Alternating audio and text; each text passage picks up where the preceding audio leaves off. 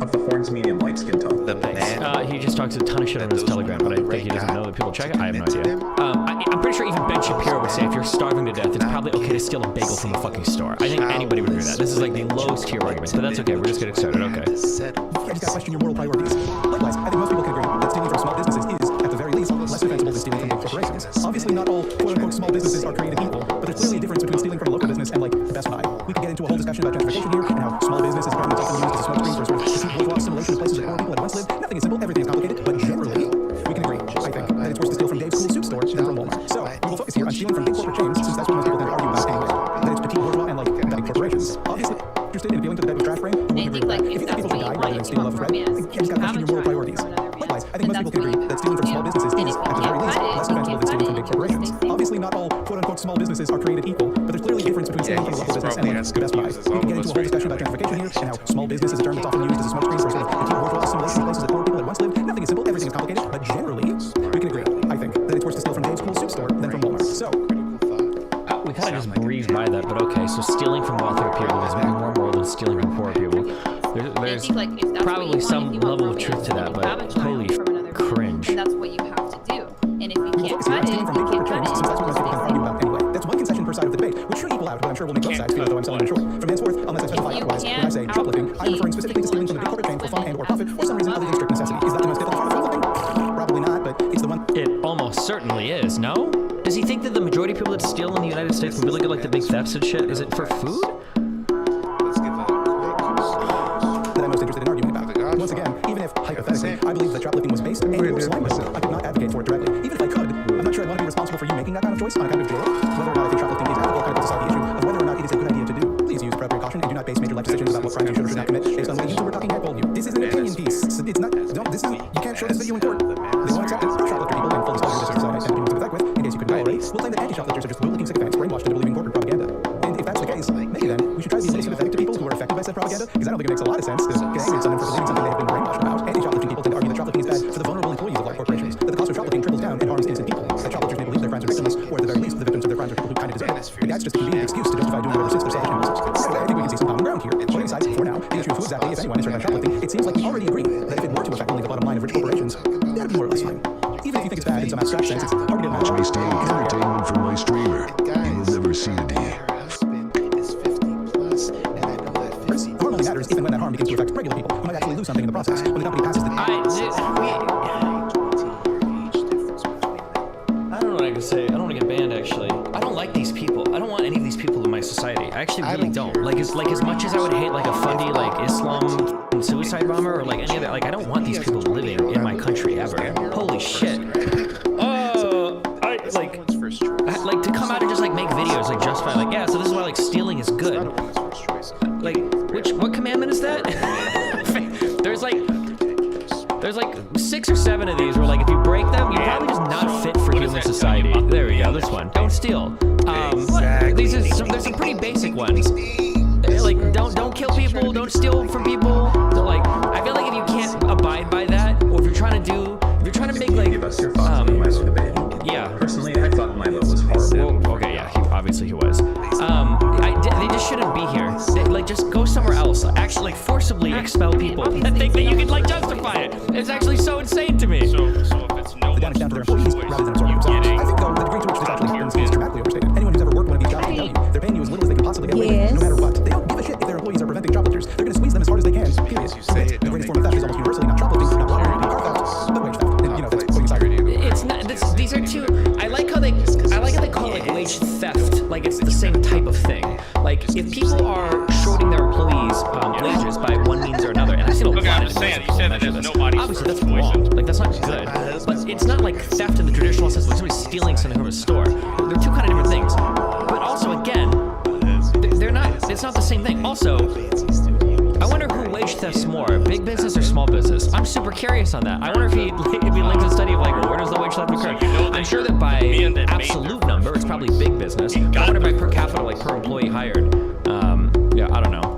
You know, like, what does this say about the man that Well, I mean, look at this way, right? So if you have Often this is framed around the idea of how theft will affect the bonuses, or the rate that they give out raises, or the hours they give their workers, or whatever. Like, Isn't shorting a wage easier to do accidentally compared to shoplifting? I feel we should. Fuck. I feel like I looked into this at wage theft calculated. And I feel like some of the ways that they, on like the largest study that accounts for it, it'll say things like what was it? Like if you clock out early or clock in late, or it was just like a really weird way of calculating it. Like when people talk about wage theft, in my mind, what comes to mind is like, wow, your employer's actually stealing money from you. Like they're taking money from your wages somehow. But I don't think that the way that wage theft is calculated, it's not usually like that. It has to do with like weird clock shit, I think. But I'll go and look this up. Or fuck it, I don't have time to like. What is wage theft? Pretty boss got a couple of nice cars. I'm sure her and her husband are making some points. Examples of wage theft include paying less than minimum wage, not paying workers overtime, not allowing workers to take meal and rest breaks, requiring off-the-clock work, or taking workers' tips. So about half of this is minimum wage violations. Does this mean that they're employing illegal immigrants? Isn't that the only way to pay less than minimum wage? That's literally all they've cited so far. Nothing about merit or morals or love or compassion. The 8 kids are cheap, and he fits the bill. And I'm rolling around in a couple nights. Unless you're paying cash, obviously. Like, but that's you got a whole bunch of illegal shit. Tipped employees? How are you paying tipped employees less than minimum wage? Well, 86 is there, that little thing of coleslaw that nobody wanted, but it's there exactly. Don't laugh at me, but I was eating at Cracker Barrels yesterday. Cash in hand for local workers or those that are, yeah, if you're paying cash, you could do it, but there's a whole bunch of I'm just looking at it like, I don't need no coleslaw. dumb shit. It's like $3. Minimum wage for servers is like $2.13 an hour. That's not paying less than minimum wage though. So tipped positions have a lower minimum wage. Tip jobs in certain states go below. No, I'm pretty sure there's a tipped minimum wage. That's different than paying less than like actually minimum wage or whatever. So desperate. If you're a tipped employee and you don't get less than minimum wage from tips, your employer has to pay that. Yes, that's true. Although I'm almost positive you would be immediately fucking fired from your job if you somehow found a way to make less than minimum wage in a fucking tip position. I'm pretty sure you would just get fired immediately. Neil also says a lot of them tread on them tires. Yeah, Angela says. Hang on, I'm like, bro. I figured out, like, you know, how her and her husband met. It sucks because I'm like a max tipper, okay? I make a lot of money. I'll do 20-25% basically wherever I go. He just lied. Okay, hold I on. know I have some clips here. She posts. Federal Wage and Hour Division investigations 2021 found on average $1,211.70 for each employee due back wages. The federal government might not know it. I don't need. How? Wait, damn. I wonder what this is about. I wonder what. To ensure working people in the U.S. see the wages protections to earn. Blah blah blah. This is a very strange chick. Oh, this just links to this. This doesn't tell me anything. Very strange chick. You know what I really should do? I wonder how much heavy lifting averages. Oh, yes, my children of the flying pig, my friends and family, we are here today to enjoy each other, to leave behind the background noise that I play for you now. That is the darkness within our souls that brings us down to the underworld of our own mental prisons. This, my friends, is the ministry that I'm so glad you could join us for. This, my friends, is the fire that we bring to the new world that we make for each and every one of ourselves and join and share with our friends and family. This, my friends, is nothing less than the ministry of the flying pig, where we bring hope and mirth and joy, and we see a new light in each other's eyes as the symbol of our similarity. As I bring away, as I bring you, as I reach unto, as I scream of the joy that is in our hearts, that we all have together, that we all bring, that we all share in common. Today, I'm inviting you to something new. My friends, I'm bringing you to something that is something we can share together once a week. It doesn't have to do with belief so much as feeling. That we don't have to put in an argument to enjoy.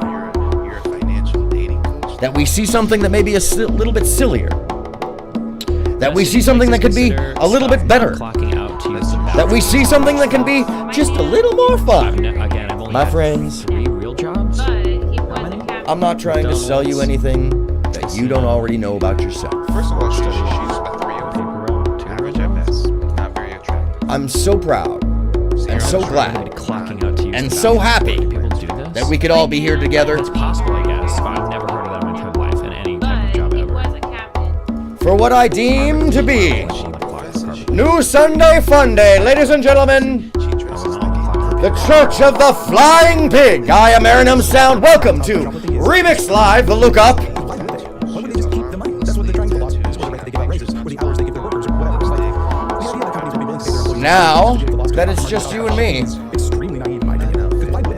and him. The money. That's what they're Isn't that great? And him. The idea that they might reduce their hours or We're gonna leave everything behind here. on the same assumption that companies would, for whatever reason. We're gonna back out of the No, the insanity. store just closed. That's what happens when you shoplift in certain neighborhoods. And I also we're going to really want. I really wish these fucking losers would let the day take us somewhere else and leave behind our troubles and the problematic situations that are everywhere around us. And my friends, as I said at the beginning, today's preaching is preaching unto yourself. Now that I've scared away the flock, so that people will join in their own preaching and find some joy in the day. Because this, my friends, is your ministry. It doesn't take a lot of idealism. It doesn't take a broad examination of the self. Really, it just takes a set of letting go a little bit and seeing your own self and being part of your own self as opposed to a brick and mortar structure for the day.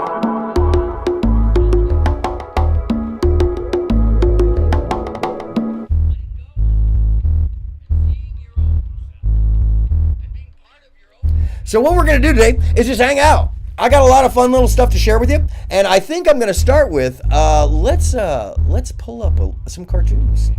Let's watch some cartoons. I think we should watch some cartoons. I don't know about you. Hey, you want to watch some cartoons? Did I scare ya? Ministry. Did I scare ya? Did I hear ya? Can I get a hallelujahs for some fun? A jallelujah? Come on, I've been talking about this for weeks. Yeah, no subject. Just craziness. If you feel like calling in, feel free. The Zoom line is open. It's audio only. Did I scare you all away? Oh my. How impossible could that be? That the fearful run from their own mirthful joy and silliness. Yeah, I'm pretty much down for leaving behind today all of the conspiratorial, all of the stuff we know is going on. I will definitely get back to that. There's enough of that in life. First, though, I have, what's his name? Senor Pello. Senor Pello, what are you doing today?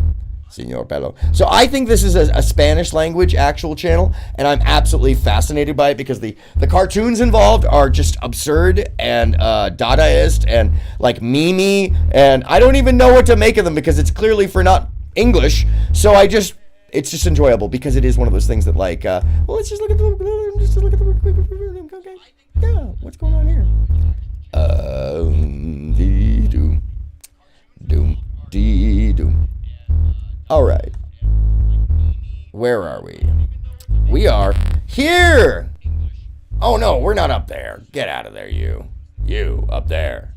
Yes. You. You know who you are. And, oh, okay.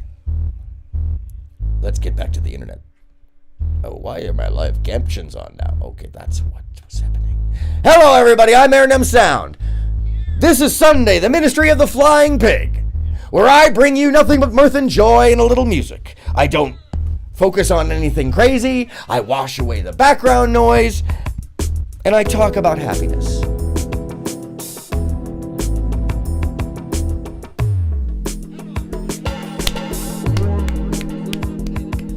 And now that I've scared away the fearmongers who would come here to see nothing less than, non-mirthful bullshit, I'm here to share with you just a happy kind of a day. I'm here to just lay it back. So if anything, let's see what kind of fun I can find for the background. What do you guys want? Someone call in. There's people I know out there that want to share some instruments with me. There's some folks that want to talk to me about things. I'll talk about anything. So if you're lonely, if you're bored, feel free to call in. Hey, what's happening? Welcome. I'm aronmsound. You've joined us on Sunday, the Ministry of the Flying Pig. That is the impossible thing to do for us humans, to let go of all the noise in the background and just kind of focus on love and mirth and joy, which is what this ministry is all about, is to leave behind the nonsense. Just for a little while. We don't need to focus on that background nonsense. We don't need to focus on all the anger at each other and all the other stuff that happens constantly. No, we don't. No, folks, we don't. Today, at least. We'll get back to that, of course. Of course, tomorrow I'll be back fighting the fight. But today, it's about holding hands and being part of one another's lives in just a positive, wonderful way that we can just enjoy being, right? Can we just enjoy being without fighting the fight?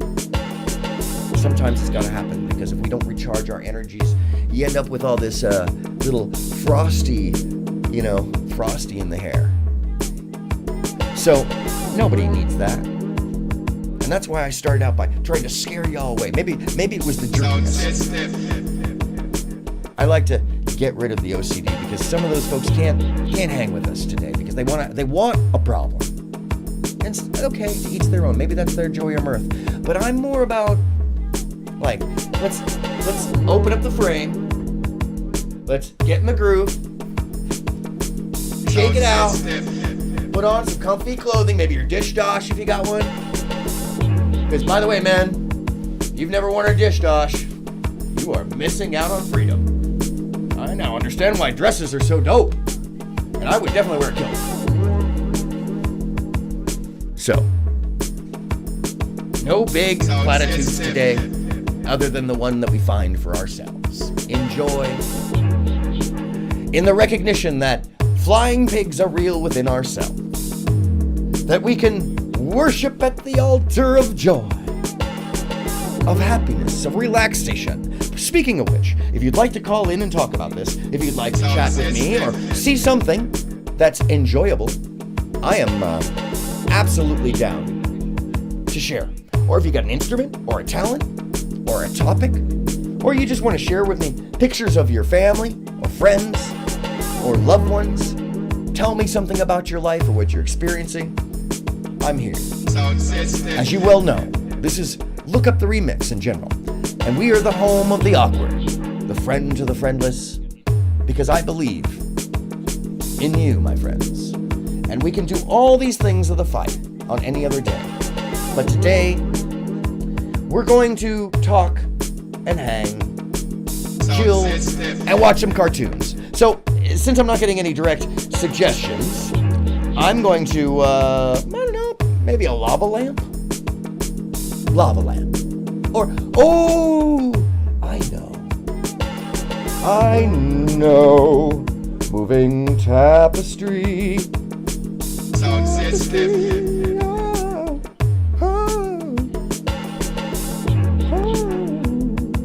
Moving tapestry. Oh, where is it? That's not it. It's never ending quilt. Never ending quilt, folks. A lot of fun in these. Yep, never ending quilt.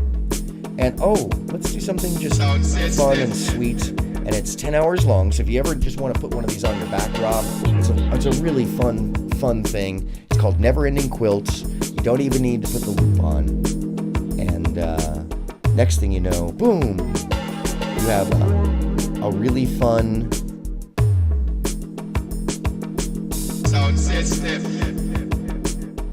visual that just loops and loops of kind of a psychedelic or just a beautiful visual in the middle of everything, very casual and relaxing for the day. And you know what? Let's filter it out. Let's let's make it a pretty little filter so that we can make it kind of disappear.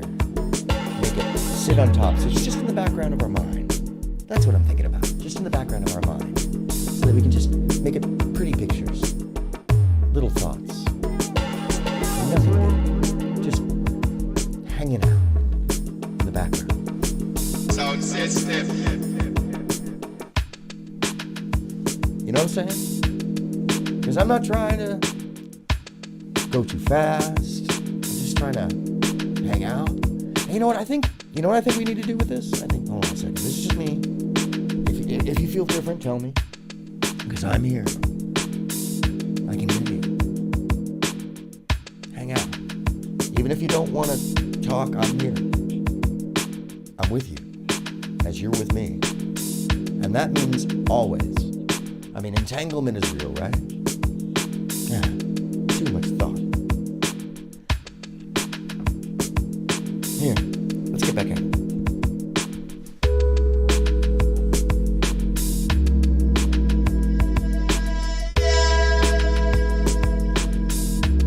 It's about quieting the mind sometimes. Or being overjoyed.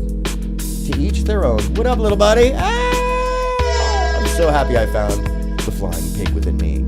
I don't know about you. I think it's important. And it sounds like a hyperbolic metaphor. It is. That's the point. That's the whole point.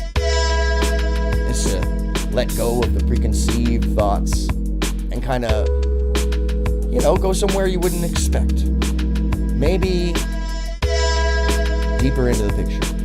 Maybe deeper into the thought. Somewhere further than you thought you would in the first place.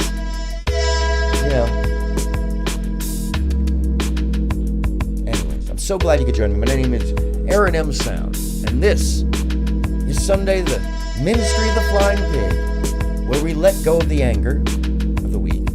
We forgive ourselves for our hubris, where we forgive our friends and colleagues for their hubris, where we see them as human, and we share with each other the love and joy that is nothing less than mirth,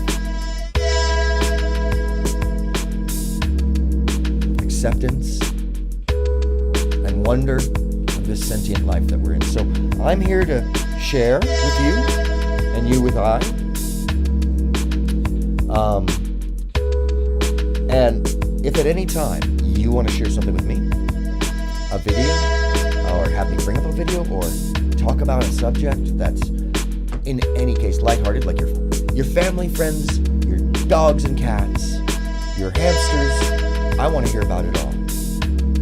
Because it's Sunday. And today it's just you and I at the barbecue. Today it's just you and I playing the video game. Today it's just you and I making a cake. Today it's just you and I taking a walk in the park. Today it's just you and I in the backyard hanging out. Rolling one up or eating a sandwich. So take off your shoes, get into something super comfy. Like me, I'm wearing my dish cloth today because it has pockets. Hold on a second. It was fitted to me too. That whole experience is really amazing. Anyways, I mean, today is the less exciting. Today is the less dramatic, because we all have those days, and there's more coming up, trust me, as we wage the battle against all the stuff that invades our being. Whatever that be, we have to recharge every once in a while. And accept that we are a battery, that we do expend energy into elsewhere.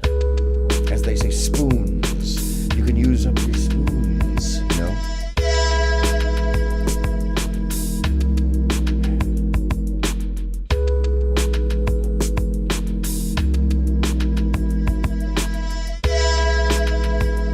And sometimes it's good to just be still.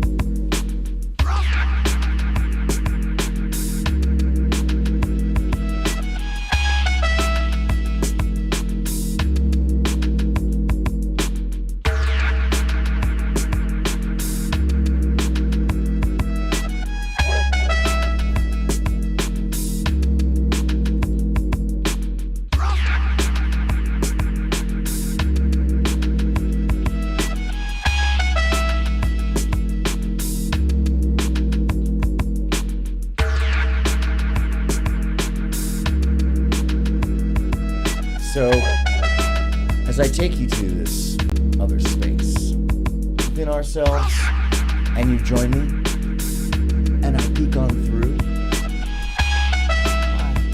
What's happening, folks? I urge you to let go of the preconceived notions and observe more than just what you see.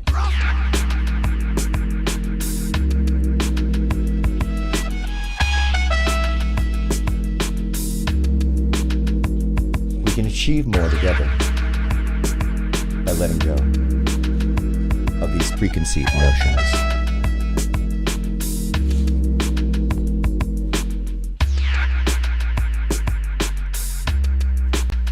So, if there's anything you'd like me to share, or anything you'd like to see, I am so down. Because today is the day we rejoice in life, and I rejoice with you. So let's put the rejoicing at the forefront of our mind. Right, hold on. Right here. Right there. Right there. So it's right in the center of our mind. And let me just take it in a little further. Hold on. I want to take it in a little further. You want me to take it in? Hold on. Let me just...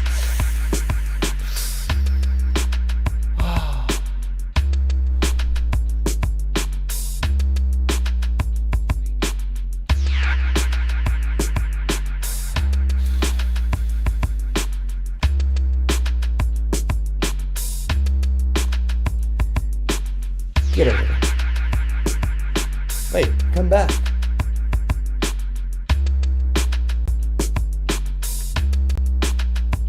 Alright, enough magic.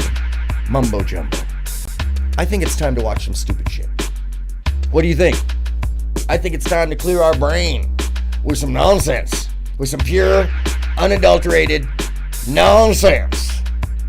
And we're gonna start with Senior Pillow. And then we'll get to some like love conversation with the School of Life. And then I'm gonna go deep dive into the background of the polyscopic hypnotation and show you the origins of it before MTV, right before MTV.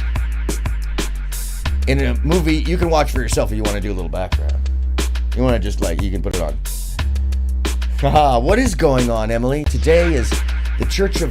I'm sorry, I call it the church. It's terrible. I tried to get that out of my language. It's the Ministry of the Flying Pig Sunday, where we release all our inner joy and mirth and just forget about the week's trauma and trouble. And we're going to deal with that tomorrow, obviously. We'll get back to it.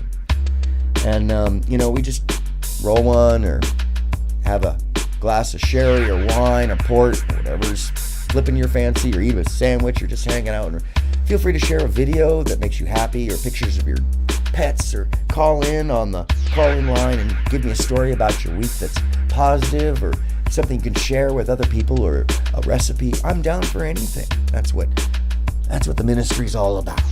People and the impossibility that's within us all that we forget. It's just, we forget. So that's what's going on, Emily.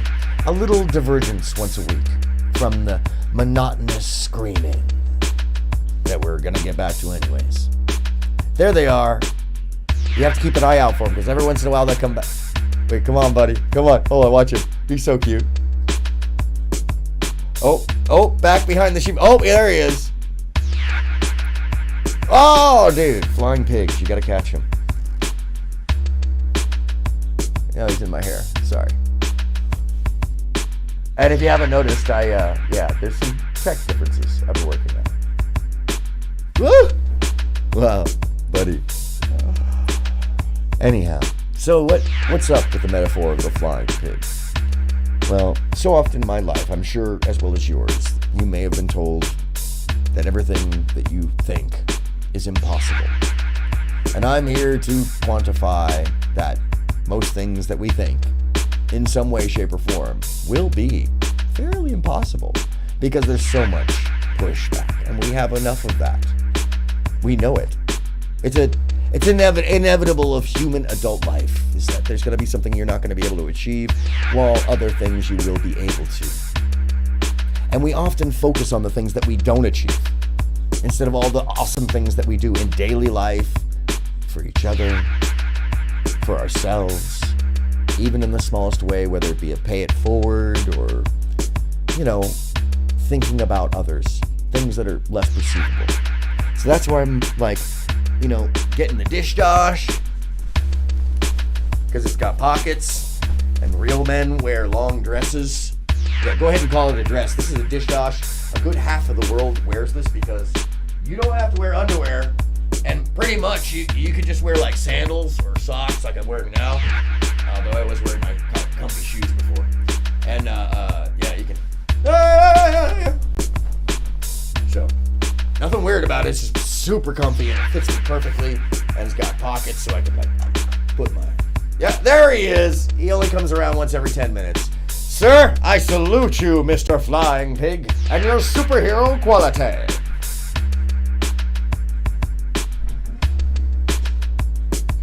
Anyhow, as I relax back into the magic chair that I have had reupholstered, I don't know if you noticed. So it's truly just get the hell out of here, magic chair. I can sit in the magic chair and swivel. Swivel? Swavel. Swivel? Swivel? It's a swivel. I can't go too far because I am connected by cabling. And at some point I will just ravel up like a spool. So I'll need to call the cat. And since the engineer who's not here never works on Sundays, much less any other day. Watch, engineer who's not here! Silence, this guy is useless. Absolutely useless. What is going on, she asks. I don't know, what's going on with you? So today, I'm about to start in on one of my favorite wacky, really nonsense, folks, you explain to me, is it because it's in Spanish? I don't know, it's just wonderfully absurd. It's Dadaism, it's memeing, it's so modern. I think it should be, I would honestly, excuse me, because I have wrapped myself up like a tiny kitten. Let me see. I'm definitely not the cat. This is not the cat. This is not Homer definitely not Homer wearing one of the new AI suits. Sorry, my dress is getting caught under my dish dosh, my gown.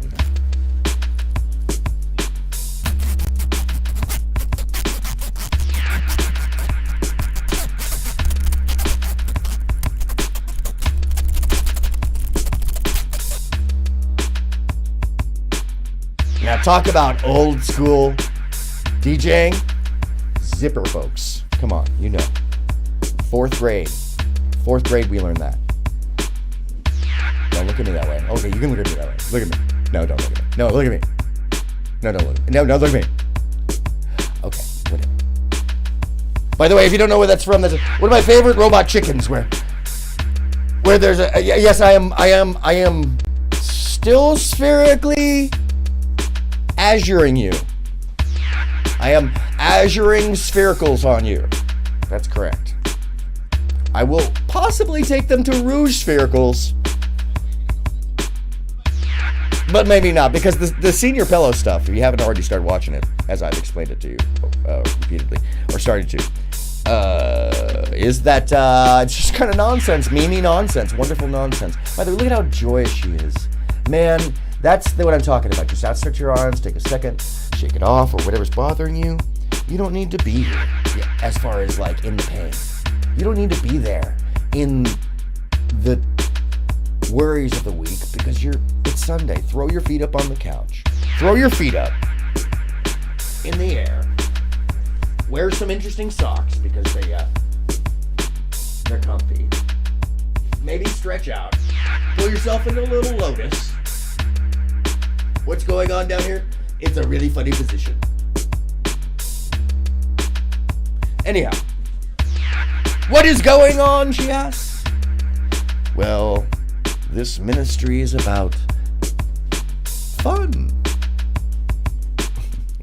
And giving yourself an excuse to say you go somewhere on Sunday and commune with others. Oh, where are you going? Oh, I've got a ministry meeting. Oh, really? Oh, yes. Yes. Bless.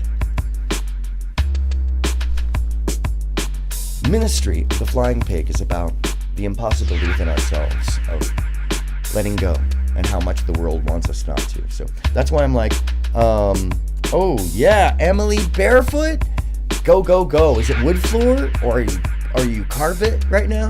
Let's get with some context, because that means everything. Comfort, casual, fun, a little glass of juino. All right, am I gonna get you out of the azured spheres? Yes, I'll stop azure sphering you. Woo! Hold on a second. I feel that. And I too am a large proponent of the gift that keeps on giving when it comes to the greenery. Because as we all know, ain't no one person in this world ever OD'd on the mother plant. I've got some funny stories about that, by the way. At some point I'll tell right now. You know, when you're in foreign countries, you'll often wish for the home smell of California or the Western Coast, or pretty much anywhere now. I've seen things that remind me of California in Chicago. Literally walked down the street and been like, oh my goodness. And it was an open fair in the middle of the street, and they were like, oh yeah, in Chicago, where I was never. I remember in Chicago 10 years ago, 20 years ago. Oh, it's all blurring now. It's more like 20 years ago. Having some California there, and them being like, that's not the real thing. It's like, yeah, it is. It's more real than you would. I'm sorry. I should have used the. Oh, good. Oh, yeah, I should have used that other stuff that keeps that out of your hair. Yeah. Anyhow, yeah. So you long for the Cali. We all do, but now it's kind of everywhere. That's wonderful.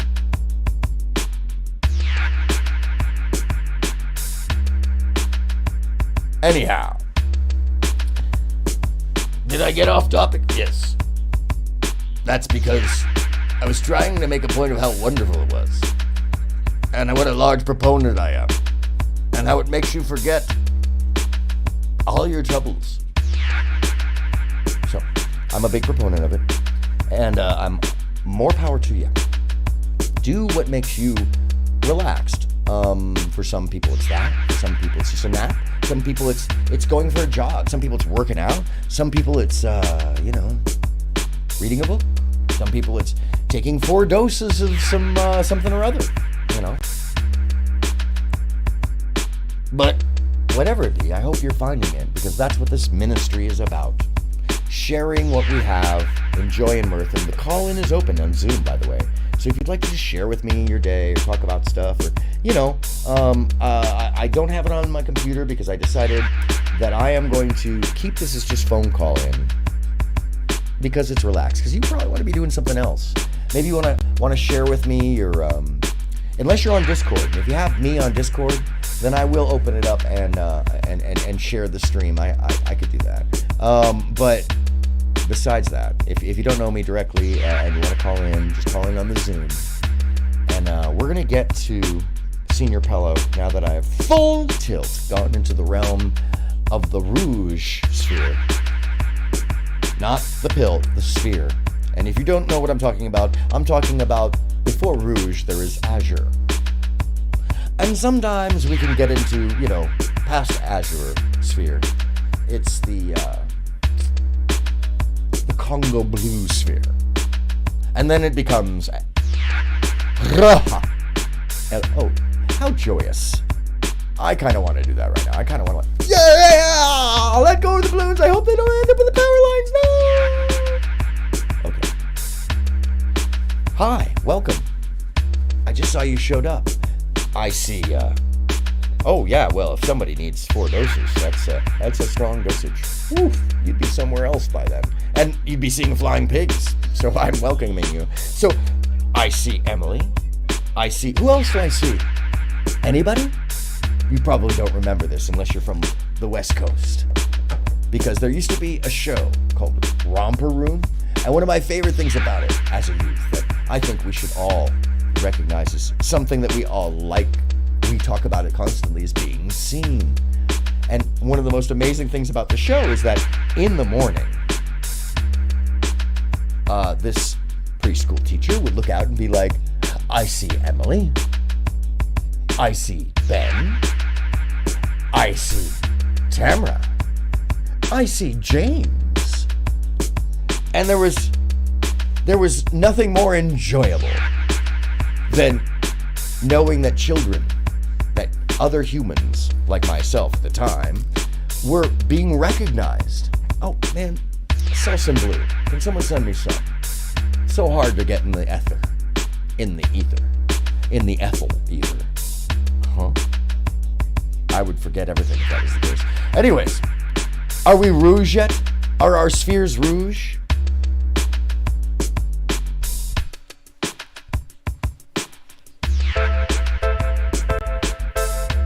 Okay. I hope so, because Senior Pillow needs a little bit of rougeness to get into it. It's definitely not your normal cartoon. Not by any means whatsoever.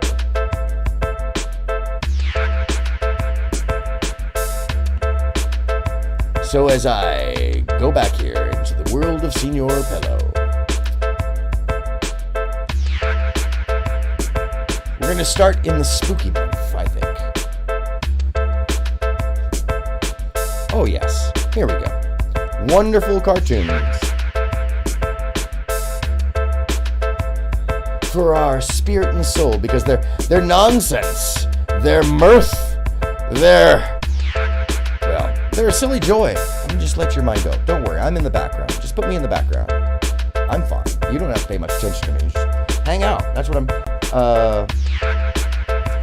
Yeah, it is, and that's kind of what you're getting at, Emily. It's what up, buddy? Only once every 10 minutes, folks. Only once every 10 minutes he gets to come around and save our spirits. Proof that the flying pig is real. That we can hang out with him. Every 10 minutes. Oh, he's gone. He's gone. But he's still within us because we know he's there because we've seen him now. See, that's how belief works, right? Because you've seen it, now it's real. Cool. I'm glad that's how it works, because now I don't have to have the discussion with you about whether or not the flying pig is real. And yes, it is like Mr. Rogers just took 5 hits of acid. That's what our Sunday is about. Except in some people's cases, it's just about reading a book, or taking a walk with your family, or, looking at pictures of memories, doing a puzzle. It doesn't have to be weird. It doesn't have to be wild. It can be if you want. You could go outside and climb a ladder and jump into a whole bunch of mattresses, or, if there's snow still somewhere where you live, you could, jump on a plastic sled and ride it down the highest hill and be safe about it. Like wear a helmet or something, Definitely wear a helmet. So yeah, it's not an exciting, over-the-top scream fest about somebody who's should be way back in the back of our minds at this point in time. Like, let's forget about all that other stuff. We'll get back to that. Trust me. We're getting back to it. But today, it's about nosh, maybe some good coffee.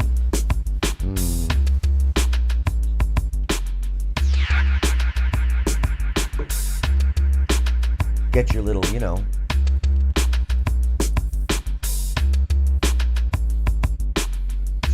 haze on. That is still the unwashed body bar, if anybody's following. But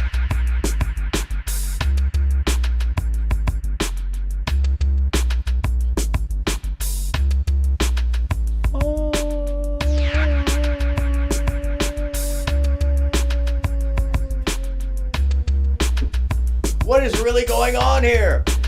Sorry, I have gone past Rouge. Hey, I feel the helmet wearing. Somebody should have bought me one years ago. We could have avoided this whole problem, whatever that problem is. So, if you want to share with me, if you'd like to talk with me, if you have anything to share, anything at all, I'm happy to talk it out and hear your point of view. But in the meanwhile, the ministry is about filling our day with lighthearted affair. So feel free to put me on in the background. Most of this is just blah blah blah blah blah blah blah blah for the sake of joy and silly and nonsense and company and cooperation and love and care and most of all respect. Be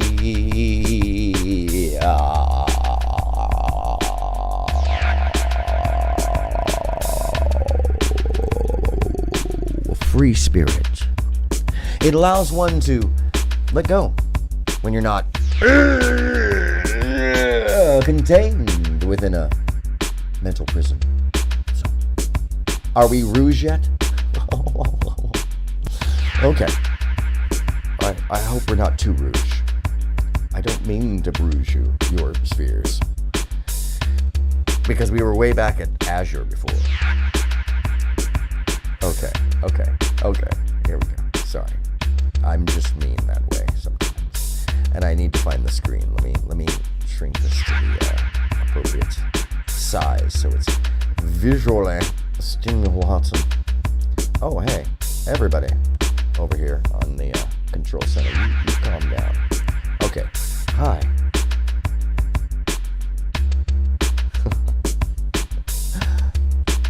So for those of you who aren't familiar with me, normally I'm ranting and raving or pointing out the ineffectuality or the disingenuous behavior or the disenfranchisement of other human beings. Today on Sunday, generally, the day I like to relax and share cartoons with you all. And I'm sorry I wasn't looking at you. And I apologize because I'm focusing on the control center, and sometimes it's hard to do 3 things at once. Although I think you get it. I think you do.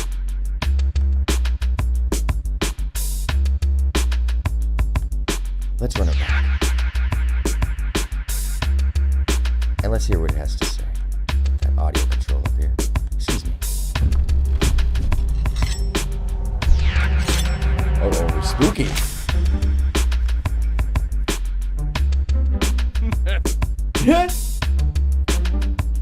Telling you this. What have you been doing? Oh, this one has English in it. Deal with the more excuses. You can let her in. Whoa. Hi. What do you need me for, Mayor? Can you inform them of what's been going on with this guy? There have been approximately 8 deaths. With all of them this morning. Hold on, let me Good job, guys. Keep up the good work. Here we go. Is that sarcasm? Sorry, folks. Let me pop the window out. You know what I'm saying? What? There's too much stuff going on outside. I want you guys to, Every Halloween, he kills multiple people.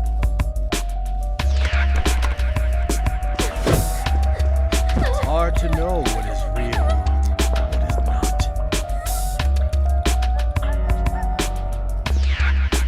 come back. There you are. This time is... No one knows if someone got There it killed. is. Oh, much better. Now we just gotta win. If you can't catch them tonight, So relaxation. Oh, you're like... replaced by them. Look up!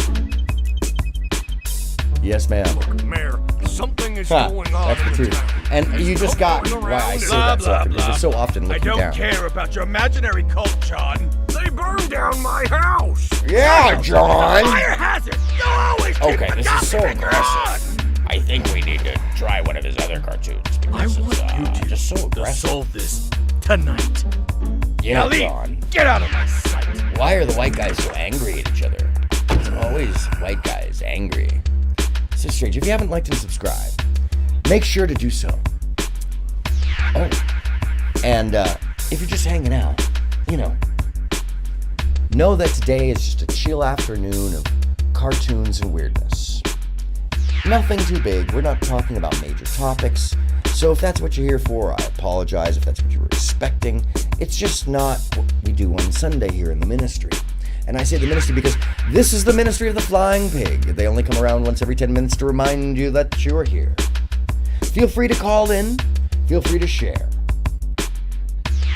We're here for you because this, my friends, is the place where the friendless have a hand that they can take.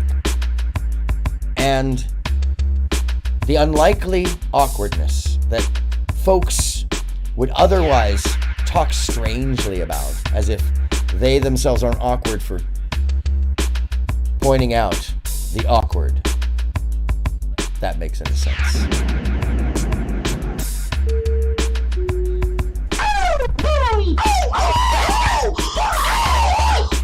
This is what I'm talking about.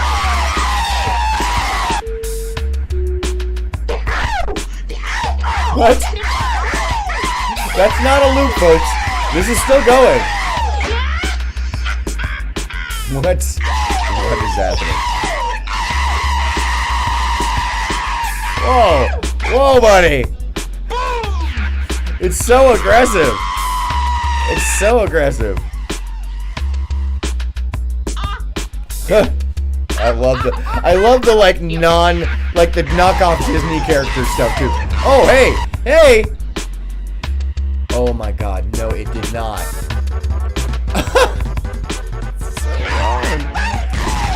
Oh.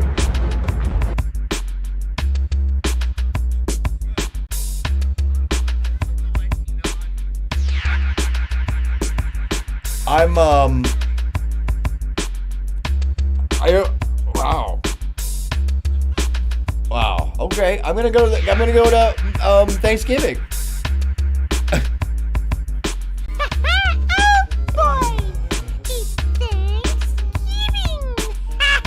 Hey, what's happening in the Flying Pig? Don't forget, you're here at the Ministry of the Flying Pig, where we share our thoughts and feelings on Sunday. Oh yes, Emily, this is what I'm talking about. This is one of the most nonsense things I've found so far is Senior Pillow. SRPELO. Make sure to like and subscribe if you like what you see. It is rum. I mean, I realize now that he must be speaking English, but some of them are like in Spanish or nonsense.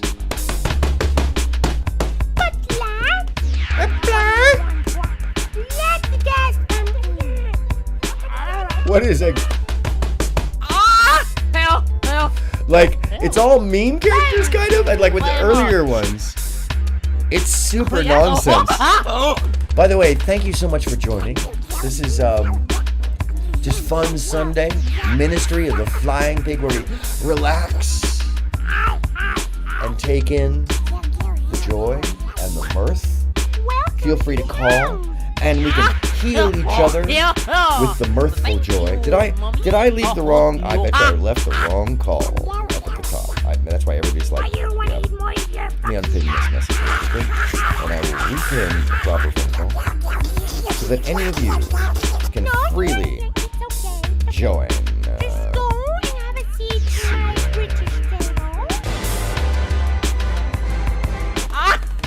There we go. Now that I have the correct current call, I will copy it and put it in the chat. So if you feel like talking to me, hi, me, live, right here, in reality. Oh.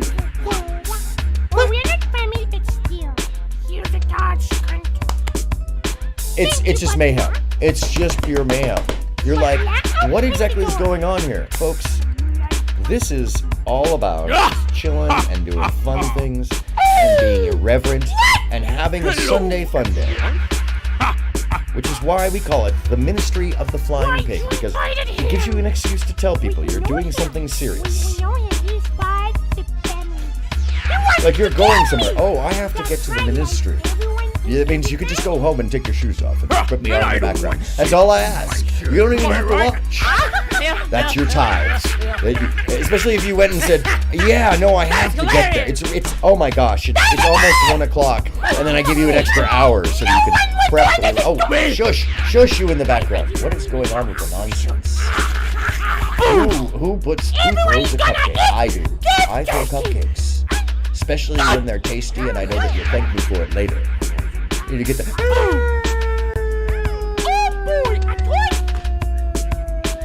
Oh,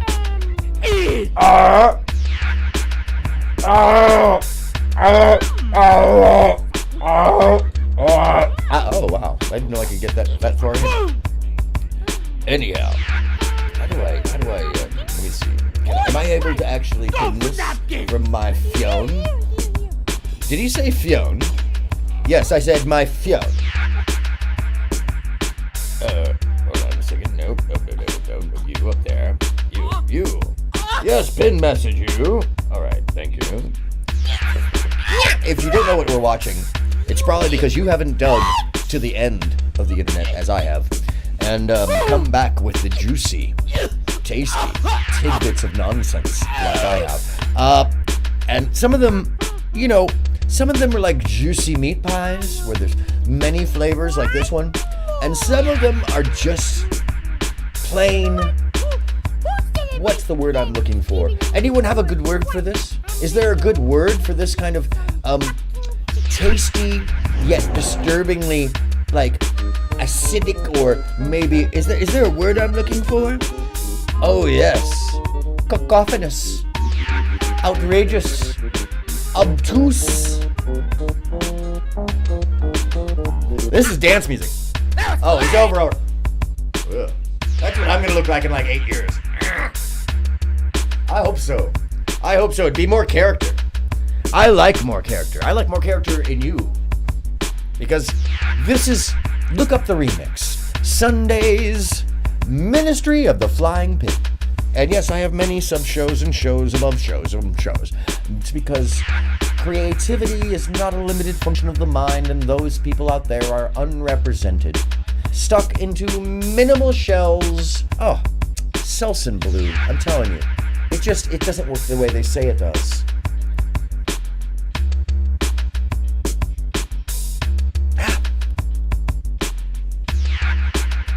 Anyway. Oh, up and down, up and down. Are we getting to something? Yes, we are. I'm going to share with you where the origination of the polyscopic hypnodation comes from. And it's a little epic. It's a little wild. I'll see if they let me play it all the way through without shutting me down. Because originally, it was on HBO. So what you were watching, that nonsense up above, is Signor Pello. So if you like nonsense and you just want to kind of flush your head with some wacky, Signor Pello. Up next, before we get to the things that I was going to show you, I'm going to share with you a wonderful series that I think everybody should know about, but not enough people do. And this series is called The School of Life.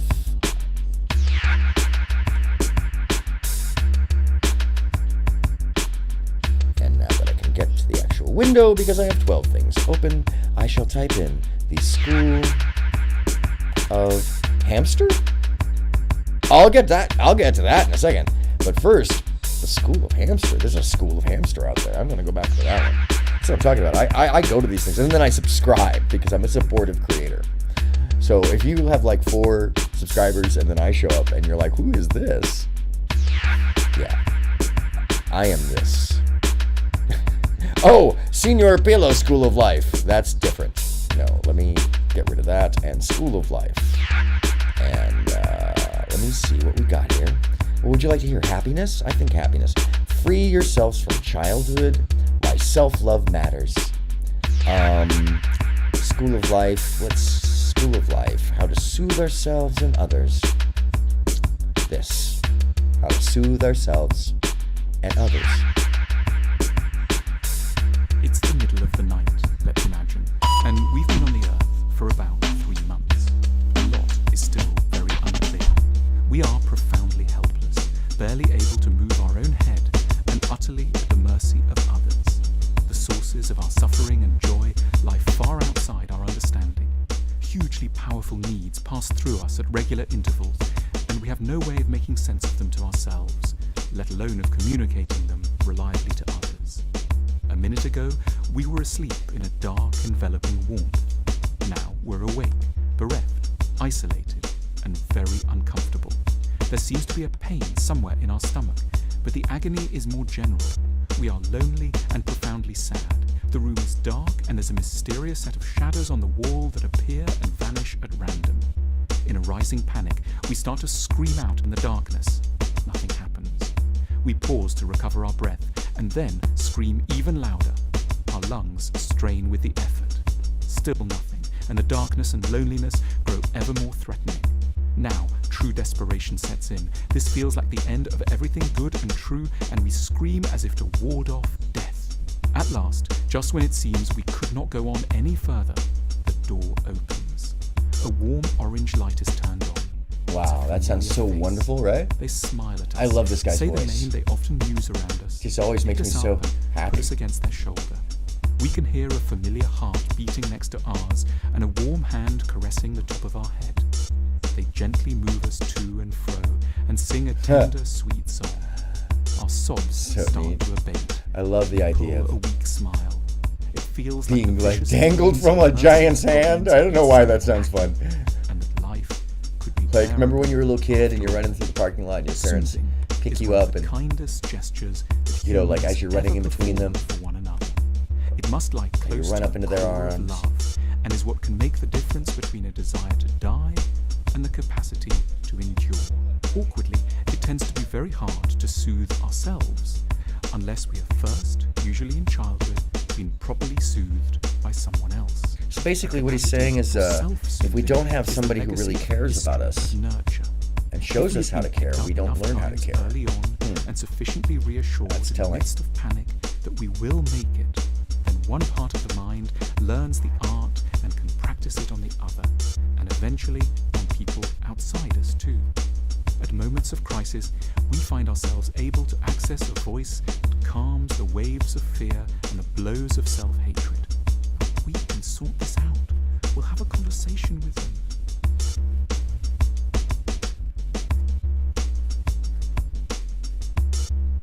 I'm sorry. I love the fact that the entirety of the program here that they have at the School of Life really does care. It really does seem to care about you. It cares about its viewers. It cares about the ideas. It cares about humanity. So if you get a chance, like and subscribe. They are such a wonderful program. They're actually meant for CEOs and for thought leaders and leaders of government to learn how to be, more empathetic, more sweet, more kind, more caring. Oh, gosh. Every time I get close to the camera, the Selsun Blue lets me down. But there they are. Hey! And once again, every 10 minutes, our mascot on Sunday, the Flying Pig. We're back to, People understand, and screw them if they don't. What matters is you. You are good and valuable. yes, We you are. have available an unflustered, resolute response as much to the most awful events as to routine panics. We have a faith that we can endure, that something will show up, and that we don't deserve the worst. That's, Reflecting on the art believing of the worst in soothing ourselves. may bring pretty into much. focus just how much we are missing. We're not mysteriously deficient. We were brought up by adults who were themselves not soothed. See? We need to grow attentive. So you hear what he's saying there and is- deeply sympathetic to the missing. Is there's an bits of our own attachment psyche. syndrome issue. It's because we didn't benefit from soothing that life is so much harder than it should be. That nowadays rejection is so bitter, social media is so frightening, disapproval feels so fatal, ambiguity is so unbearable. It does, doesn't it, right? Sleep If you're on feels so Discord, you can tell unearned. people just feel like their life Holidays is are so ruined. worrying. The caresses of others feel so alien.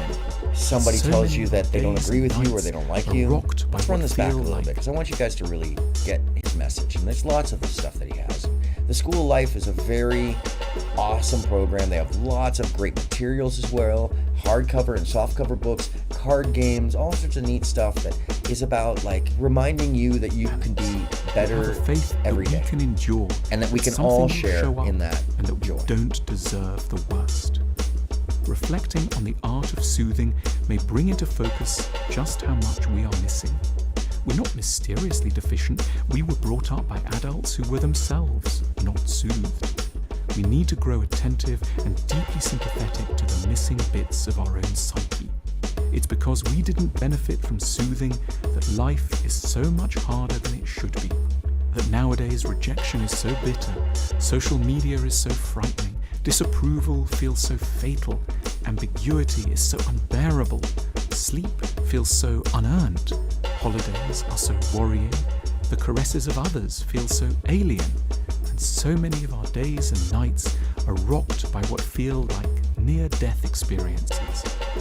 There are, one must believe, substitutes and opportunities for catching up. We can have recourse to music, diaries, beds, baths, but most importantly, other people.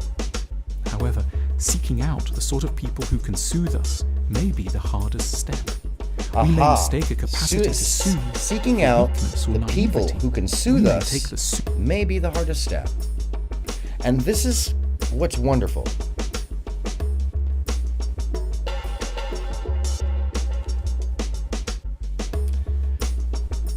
And Emily says it's weird that those with NPD cannot seem to employ this self-healing method. Their medicine is causing pain to others. It can be that, yes. And that actually tends to be less of general narcissism, by the way. If you look at the DSM-5 and last I read, you want to have a conversation about this, it tends to be more of a malignant version of it, which is a more stark version when somebody is applying a pain. And you can take it even to like what we were talking about the other day with our that person that we've left behind, who seeks a certain form of joy from others' pain and control from that pain. And that's actually a different kind of narcissism. It's a subset of another illness, which is even weirder because it's the version of sociopathic behavior that is driven by narcissism. So a sociopathic narcissist is one who will inflict others with a personal judgment pain and make sure that their their false assumptions are exercised on others. And that's actually an acronym for something else, but I just figured I'd put it into simplistic terms as I hide behind the sunset here. Oh, there I am. Man, I should probably do something about this rough forehead right here. Yes, ma'am. Are you coming to help me with my dermatological issues? By the way, the picture in the background right now looks like there's something really wrong about to happen between these two fluffy objects. So I'm going to undo that. You away in the... Come back. All right. No, come back. Damn it. Gotta be very subtle with this. Very subtle. Oh my. If you're like, Aaron, what are we actually doing here today? We're just hanging out.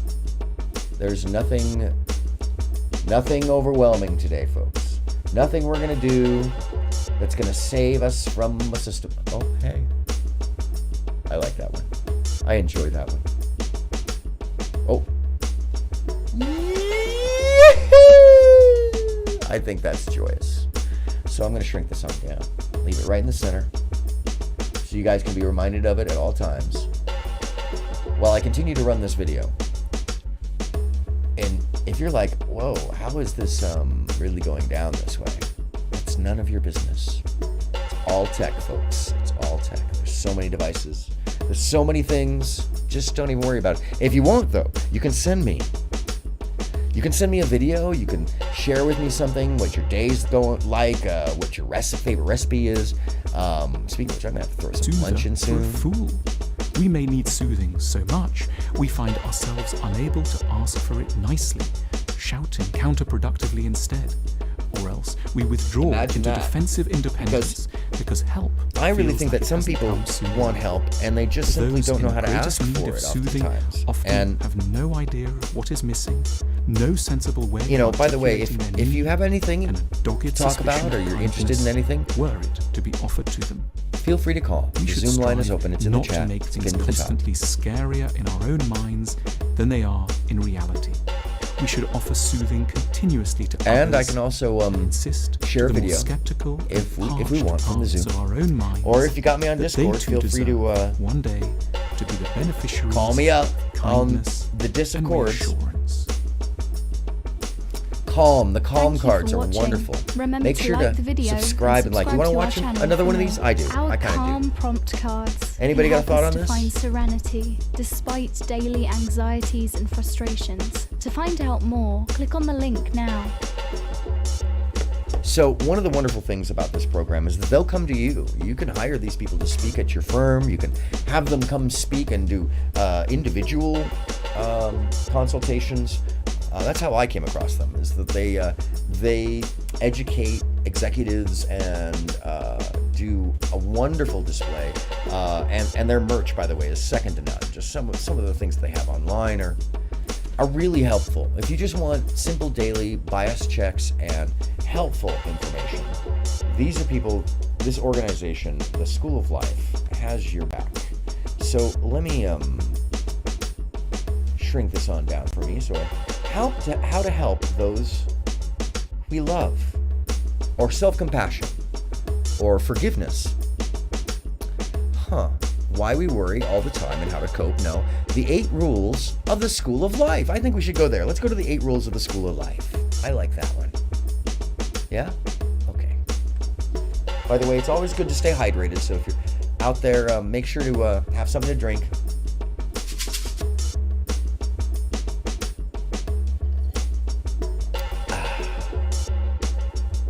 Whether it's a little agua or I'm still sucking on the ginger sweat over here. The School of Life has produced 500 films and written 5 million words. This is an enormous problem. To stand any hope of remaining in anyone's mind, even very good ideas need to be brief and reduced to an essence. That's why, for the sake of our followers, or scholars as we playfully call them, we have summarized everything we believe down to 8 key points. Wow, If you I've never heard this the one. credo of the School of Life. It goes as follows. 1. Imperfection. We are inherently flawed and broken beings. Perfection is beyond us. Despite our intelligence and our science, we are all What? You from mean- close up. You mean scared, we're not all... unsure, full You of mean there's not regret, perfect people long, that have everything and together, that have no one everything that they is could possibly normal. want? The only people we can think of as normal are those we don't, as yet, know very well. 2. Friendship. Recognizing that we are, each one of us, weak, mad, and mistaken, should inspire compassion for ourselves and generosity towards other people. Imagine that. Knowing how to reveal our vulnerability and brokenness becomes the bedrock of true friendship, which we universally crave. People do not reliably I think end we do. up I with think the we all lives crave they this. deserve. We should embrace the concept of tragedy. Random, terrible things can and do befall most lives. We may fail and be good, and therefore need to be slower to judge and quicker to understand. Be kind. Be kind.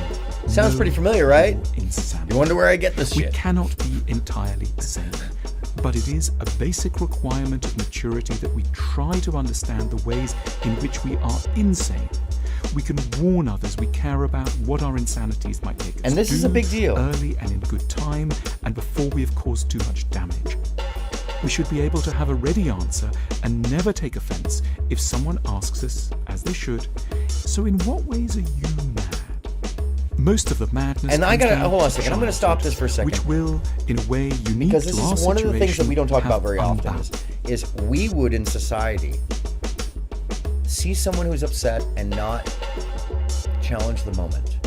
What up, pig? Yeah, flying pig. What a superhero. Champ.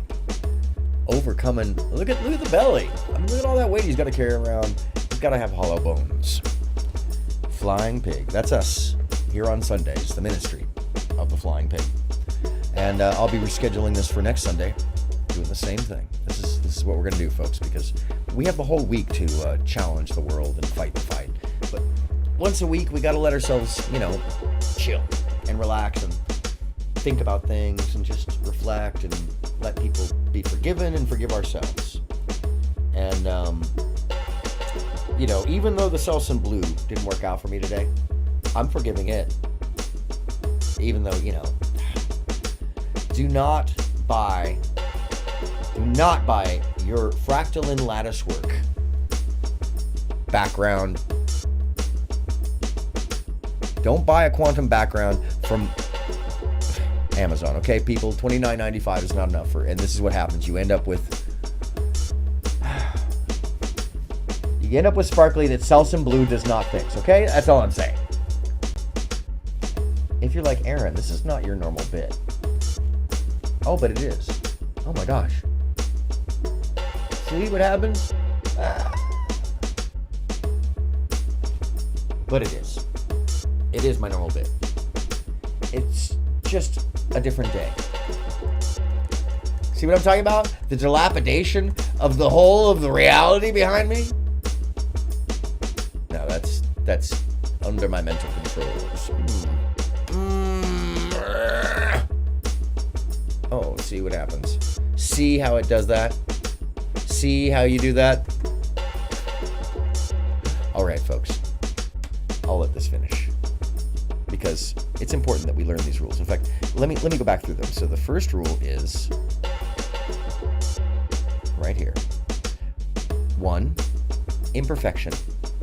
We're imperfect, and to love ourselves is to recognize our imperfections. Beyond us. Despite our intelligence and our science, we are all from close up, scared, unsure, full of regret, longing, and error. No one is normal. The only people we can think of as normal are those we don't, as yet, know very well. Aha, we think that people, this is a thing, is a bias in our belief is often that people we don't know, people that we would imagine, oh my goodness, Selsun Blue, never again. I'm so going back to the other old brand of quantum hair cleaner. Rough times, I'm telling you.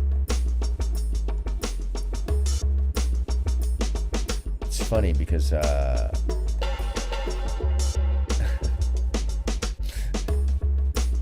it's actually part of a auto adjustment that the quantum reality will do when you press the wrong button. Oh, jeez. Multiple realities, folks. That's how we do it here.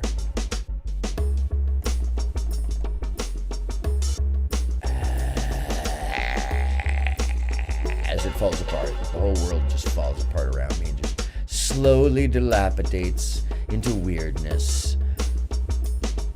Looks like I'm being attacked by like tiny particles of reality. I'm not, folks. Don't worry. I'm still here. I'm still here with you.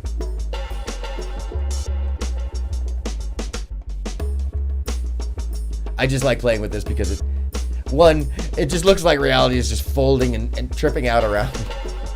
It's so much fun. Is that just me? No, that's me.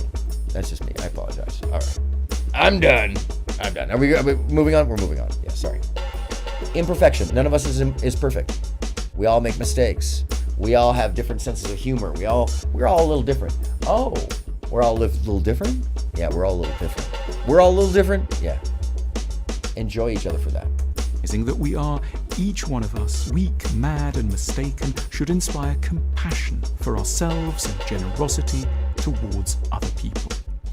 Knowing how to reveal our vulnerability and brokenness becomes the bedrock of true friendship, which we universally crave. People do not reliably end up with the lives they deserve. We should embrace the concept of tragedy. Random, terrible things can and do befall most lives.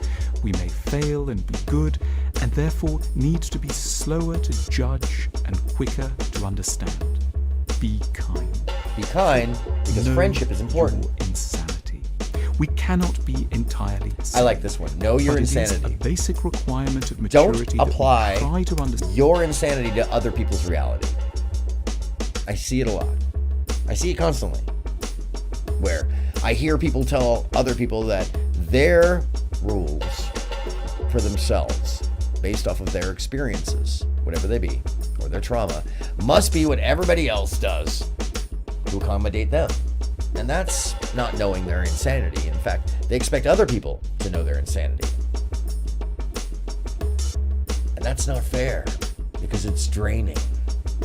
And you end up being pulled from inside, down,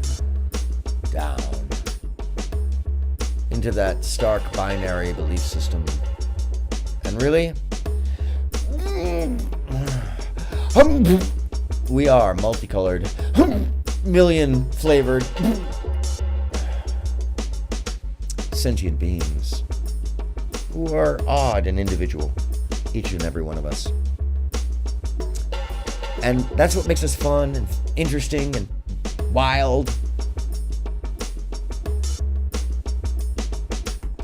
So, what's rule one? Rule one is imperfection. Everybody's imperfect. Rule two is friendship. Kindness is important for others and yourself. Once again, 1, imperfection. 2, friendship.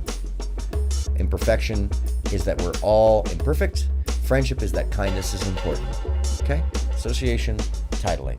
Rule 1 is imperfection. Rule 2 is friendship. Moving on. Understand the ways in which we are insane. We can warn others we care about what our insanities might make us do, early and in good time, and before we have caused too much damage. We should be able to have a ready answer and never take offense if someone asks us, as they should, so in what ways are you mad?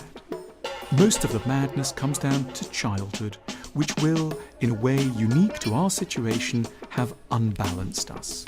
No one has yet had a normal childhood.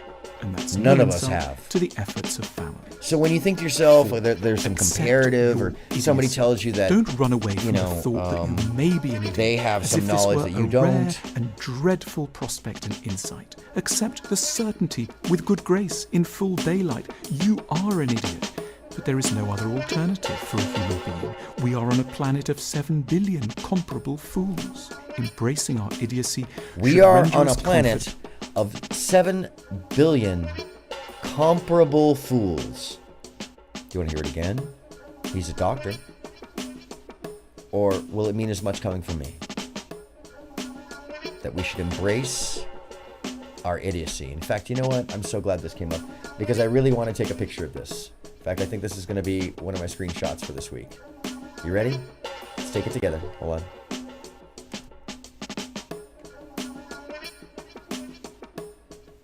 Pretty good. That one's good. Or how about this one? Hold on, I'll get that one. Let's do that one. That's a good one. Who else is going to share their screenshot with you? Nobody else. It's one and only Ministry of the Flying Pig Sundays, folks. Here at Look Up the Remix. If you're wondering what happened to the program Look Up, it's still here. I'm still doing it. There's a 33 1/3 episode currently. And I've been building up episodes. I'm about to do an interview with Wick on Tuesday. That'll come out probably the following week, because I'm going to make sure that it's looks proper, is edited proper, has a good intro, that kind of thing. It's not going to be the normal thing. It won't be live stream. That's why I'm doing it on Tuesday. Yeah. Embrace our idiocy. So what's rule number 1 again? Rule number 1 is imperfection. Rule number 2, and that's for other people and ourselves. Rule number 2 is friendship. Enjoy our friendship and treat other people with kindness. And rule number 3 is embrace... Rule number 3 is know our own insanity. Know our own crazy. Know our own wild. And know your own wild so you don't inflict it on other people. And then rule number 4 now is embrace our idiocy. Because there are 7 billion like idiots on the planet with us. So, next time you're being hard on yourself, just think to yourself that there's 7 to 8 billion other a-holes who smell and fart and fall over just the same way and likely have on a regular basis, just like you, just like me, just like all of us. And isn't it nice knowing that? Because that way you can say, bless Mr. Exceptionalist, bless Mrs. Exceptionalist, bless Exceptionalist, when people decide for you. But that isn't the case. Because you know now that they're showing you, they're self-snitching. They're letting you know that they don't embrace their own idiocy because they think that to even embrace that is somehow lessening of the self. And I say that if you believe that, I mean, really, what are you doing for yourself or others? I would say that you're just sucking the life out of yourself. And then you just need to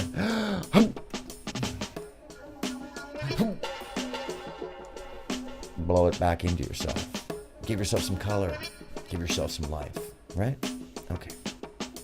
Let's keep watching. So, what is it again? I'm going over the rules so none of us forget them. So we all know them just in the back of our heads.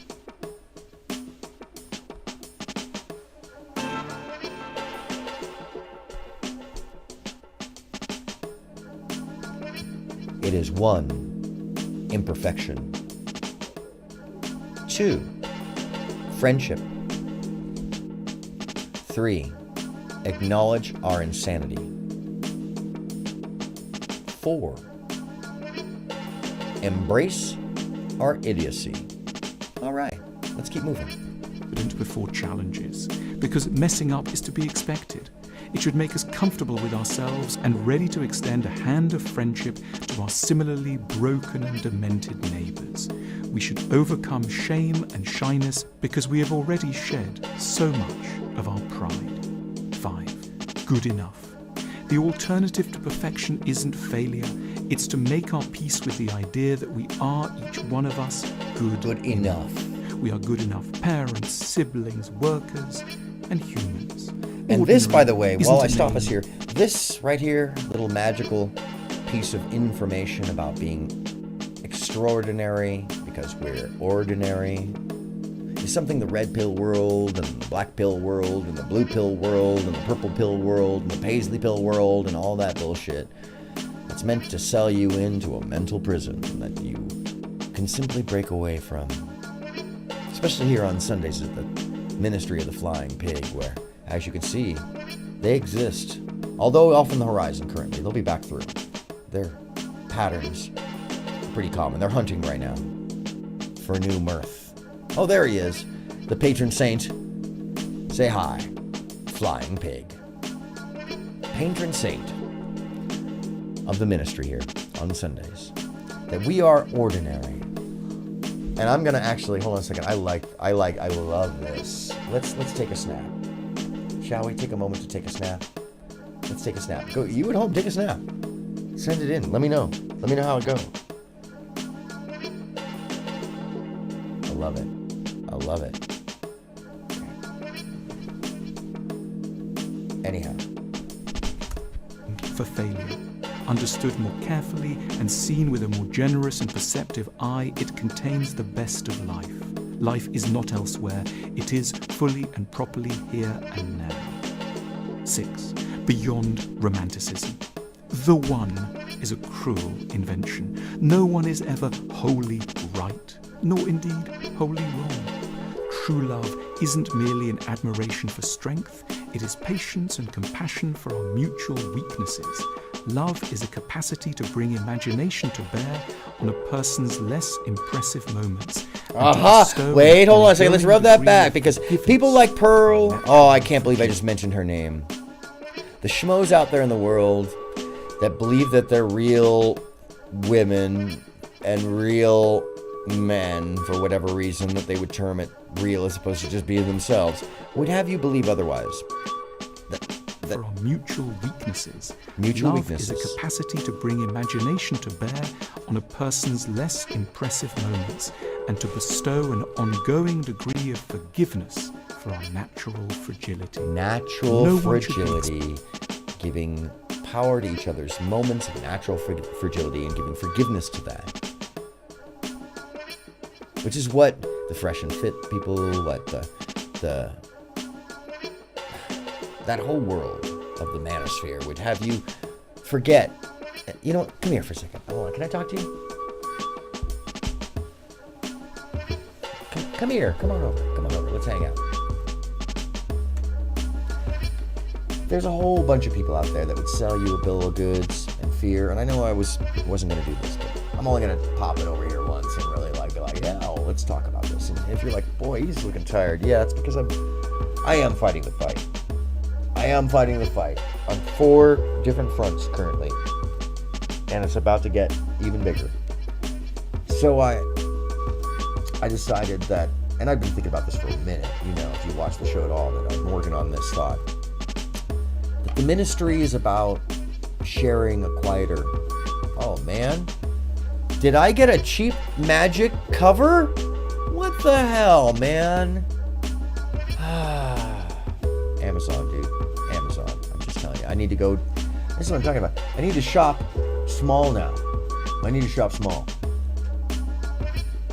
Amazon let me down every single time. Yeah, so the people are trying to sell you a bill of goods, and it's fear. People are trying to have you be disenfranchised, have you fight your own friends and family, people with the same background, see others as other, and we don't have to do that. And although I may look tired right now, I'm telling you that I'm tired for good reason. So yeah, don't listen to those fools, okay? You don't have to listen to even me. You just put me on the background. That's all I ask. Hey, let's get back. Come on. No, let's go. We go back. Thanks. I know my little corner. Get pulled over there.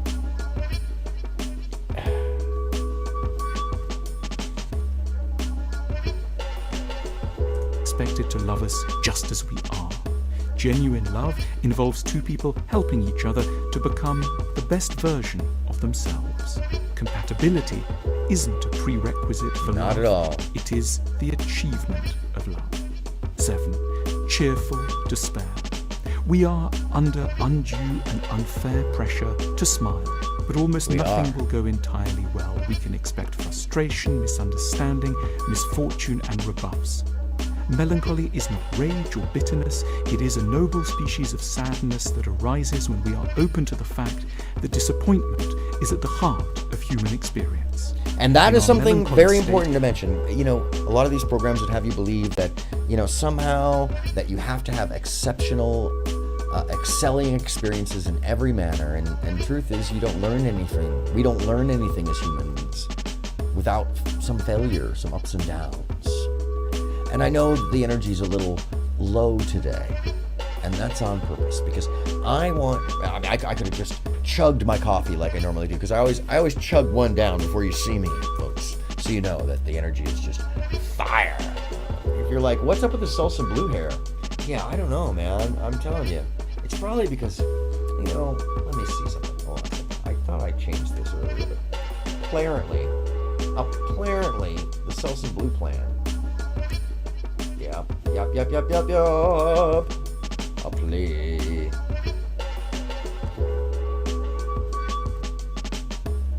So I see what's going on. There's an auto adjustment that essentially, every time I go back to it, it's like, oh, you want to go back to the original settings. Congratulations. You shall now have sell some blue hair. Sell some blue hair? Yes, I will sell some blue hair. And now, let's sell some. Less blue. Oh, more blue. Oh, more! Ah! Ah! Ah!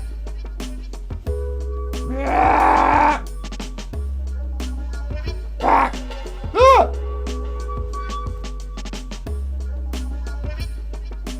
I need to hold myself like here. I am the man of white noise. Oh, I'm back. Finally coming back. Okay. Yeah.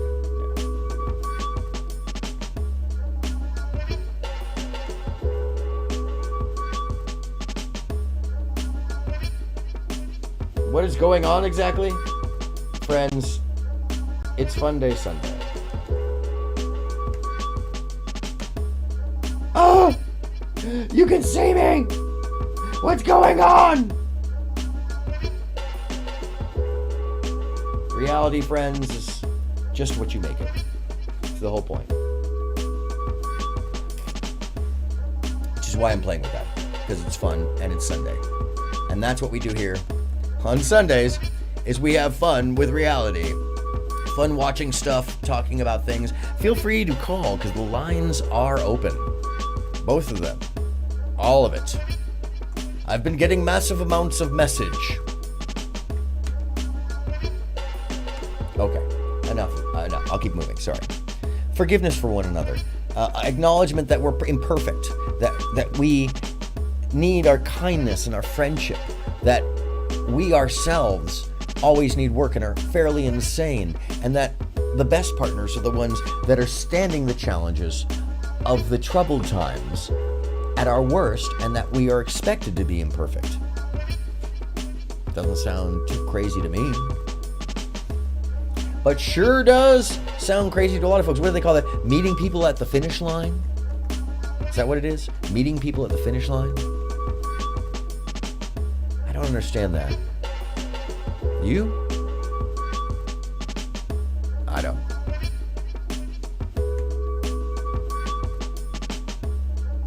You know what? I'm gonna nutchaw down. I feel like getting tiny. A nutchaw! I'm down here. Oh, I'm so tiny. Now I'm just tiny. Tiny man. Oh, spinny tiny man. Spinner! Hola! I feel a little off kilter down here. Yeah, everything's slipping. Slipping! Okay. Oh. Sorry, folks. The ship is, unsteady. When you're on the sea of the quantum movement. Whoa, buddy! Oh! Ah! God! Someone! Ah! It's out of control! Ah! Stop it! Ah! Ah!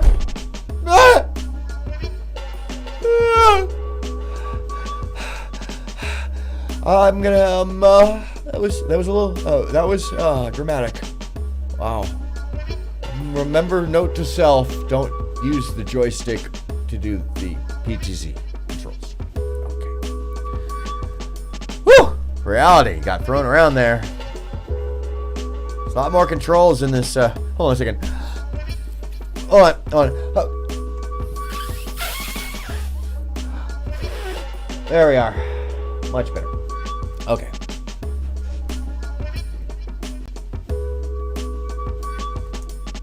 We can understand without fury or sentimentality that no one fully understands anyone else, and that every life has its full measure of sorrow. Every but life though there does is a have its full vast measure of amount to sorrow. feel sad about, we are not open the window a little more? individually cursed, and against the backdrop of darkness, many small, sweet things should stand out. A sunny day, a drifting cloud, dawn and dusk, a tender look. Simple things. Despair, but do so Simple things. cheerfully. Believe in cheerful Dancing a little. despair. Smiling. Enjoying one another. Yourself. Transcend We are not yourself. at the center of Okay, so where were we before? What was the last rule? It was let me see. Let me just make sure I remember. It was beyond romanticism. See the world in a beautiful eye. Have appreciation for it, essentially. Don't be try not to be, dismissive of the beauty of life. Essentially, is what he's saying. And let me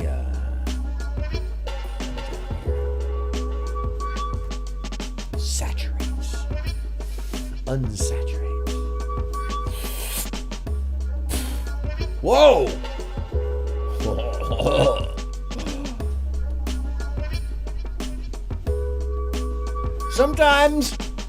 Sometimes this whole parallel universe thing has a payoff. I wish I could do this with my beard regularly. Too bad you can't do this in C-137, huh? That's too bad. Because I think my complexion's kind of cool this way. I look better with this. My highlights are so much easier on the eye. Alright, let me take us back. Hold on. Ready? Gotta suck it in a little. You suck it in with me. A little more. Almost there. Too far. Yes. Alright, we'll leave it there. It's fine. It'll be fine. So what is this? This is beyond romanticism. Appreciate life for all the beauty. Things should stand out. A sunny day, a drifting cloud. Flying pigs, by the way, up above. Dusk, That's why we're in the ministry of the flying pig. Despair, but do so cheerfully. Believe Despair, but do so cheerfully. That might sound counter to what you would think you would do, but understand that down is part of just the beginning of the up at all times. And that's an optimistic point of view, but it is because no matter what, if you don't learn from your down, you've wasted it. Sentient life gives us gifts in every single way.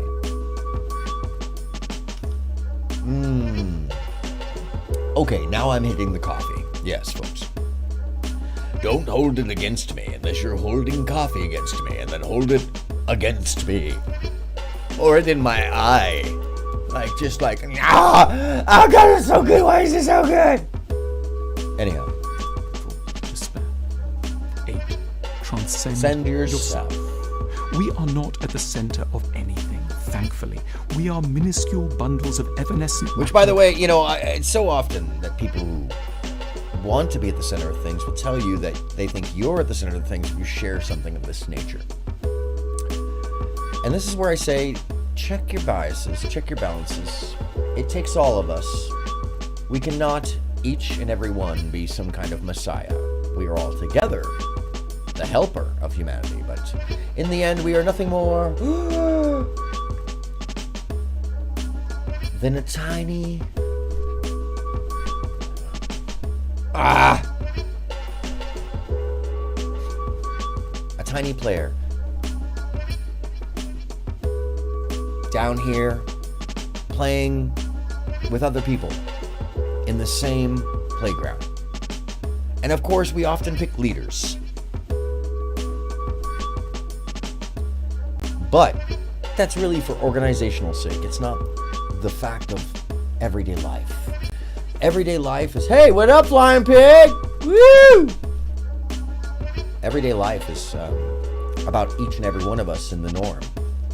And that it's up to each and every one of us in the norm to transcend who and how we are, I believe. That's how I look at it. It's a responsibility in so many fashions. On an infinitesimal corner of a boundless universe, we don't count one bit in the grander scheme. That should be a liberation. We should gain relief from the thought of the kindly indifference of spatial infinity, an eternity where no one will notice and where the wind erodes the rocks in the space between the stars. cosmic humility taught to us by nature, history, and always the sky above us is a blessing and a constant alternative to a life of frantic jostling, humorlessness, and anxious pride. A final point. We know in theory about all of it, and yet in practice, any such ideas have a notoriously weak ability to motivate our actual behavior and emotions. Aha! We know about all of this, but we still have a problem motivating on it. We still have a problem taking ourselves seriously about it. We still have a problem with hearing all of the negative around us, screaming at us and screaming what we know to be true down. Because the mob would have you believe whatever the simplest answer that they can find and grab onto. Like a mob that would burn a witch at a stake for having a cat in the house. How she didn't get sick, or he didn't get sick during the plague because they didn't understand that the cats were killing the mice and the rats that were carrying the plague. So associations are missed and context is missed by those who would jump to conclusions based off their predilections and personal biases. So ignore those people. Give them the benefit of the doubt, because everybody has the right to change. But I say, don't worry about them. They're not living in the now. They're not living in the you. They're not living in kindness. They're living to see faults in others so that they can validate their own. And then take their insanity and place it on you. Because they don't see themselves as fallible. They don't see themselves as imperfect, unfortunately. And these people do exist. So when I say this, I don't mean to inflict an anger at them. I don't want you to call them up or text them and tell them how stupid they are, because that's a waste of time. Maybe they just haven't caught up. Maybe they're just not interested. Maybe that's just something that they'll never be. It's a matter of us to recognize who those people are for ourselves and self-reflection. Have the love and kindness for them so that the day they do change or find that equilibrium with us and self-reflection, the door is open for them as they walk out of their mental prison in the obelisk, unleashing the Ben-Bens fall to the ground. Because they realized that the jail cell was open, that they'd been flinging bedazzled poopy at their neighbors and friends.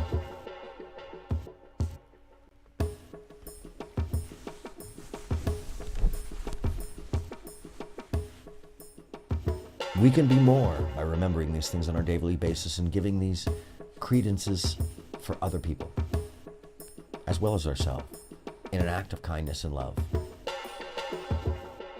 Giving room and strength to the imperfection and seeing the failures of our life as being great lessons for how to achieve success.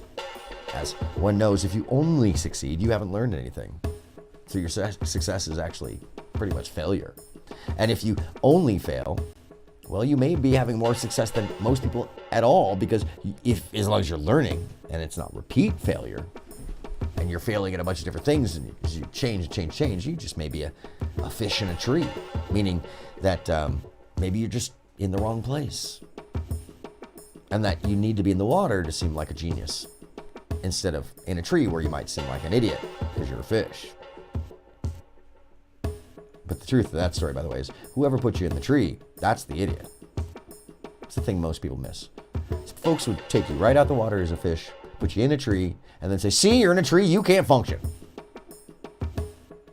Well, it's because I'm meant to be in the water. You're the idiot who took me out of the fishbowl, and now I'm fucking dying. So take the goldfish, put them back in the fishbowl for yourself and for others. Metaphorically, hyperbolically, of course. Knowledge is both embedded within us and yet ineffective for us. We forget almost everything. Our enthusiasms and resolutions can be counted upon to fade like the stars at dawn. And by the way, sticks. our media programs, For this reason, TikTok and all the like, they prey on this memory, it used to be 2 months. Before that, it was 18 months. Now, my friends, it's under a week. It is actually currently memory length for average consumer.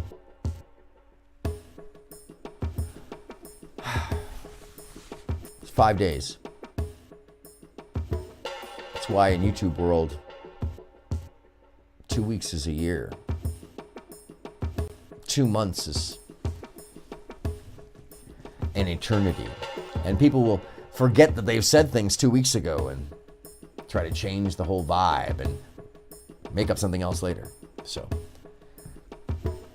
acknowledging that folks' memories are kind of short right now is important for all of us. All right? Okay, so be kind. Be kind to yourself. Accept your insanity. Accept others' insanity. Give people room to be kind. Give people room to be themselves. I think these all sound pretty fair and reasonable. Love oneself. See the terrible happenings of life as lessons and rejoice in them because things will always get better. And then don't forget the lessons. Need to go back over things. Maybe once a day, certainly once a week. A true good school shouldn't tell us only things we've never heard before. It should be deeply interested in rehearsing all that is theoretically known, yet practically forgotten. That's why we should keep the 8 rules in mind, and why the next step is to subscribe and to return here if you haven't already.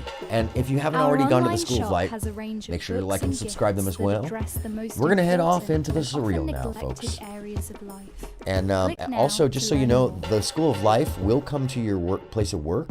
They do consultations individually, and they also do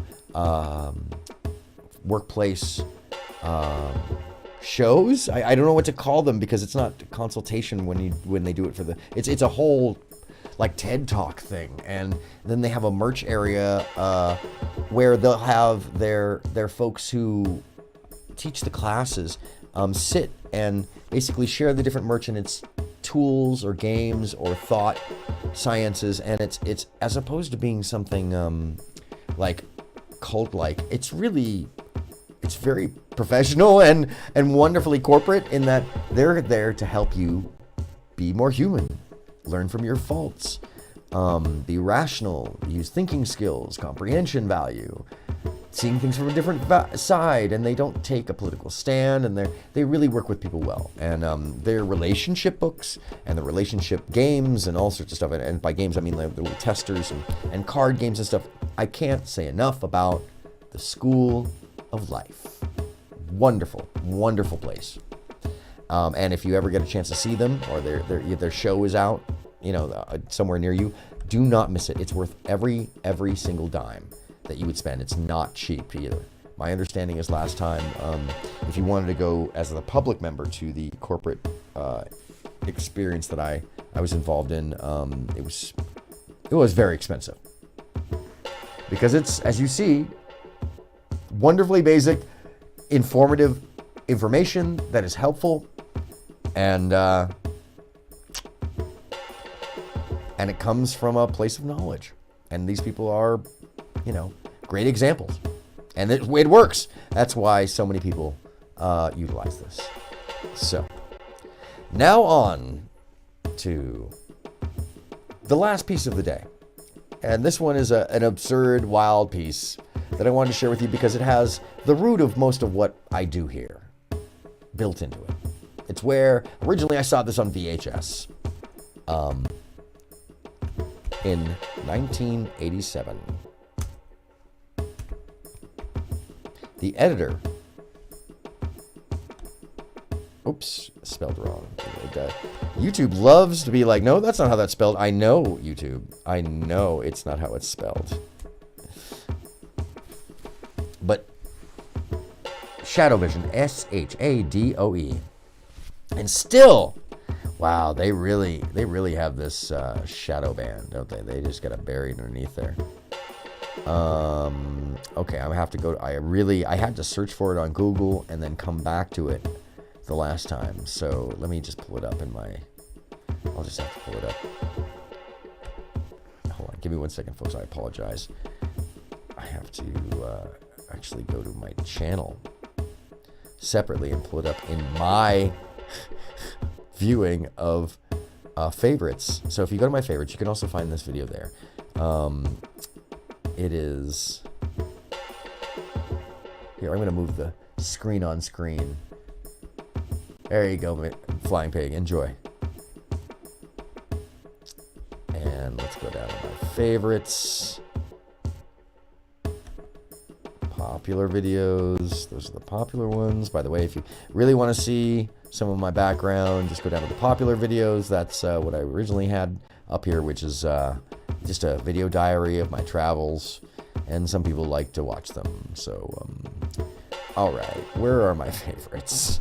Never look at this. Oh, it's in the library. Sorry, folks. My bad. Looking at the computer screen and shite. And shite.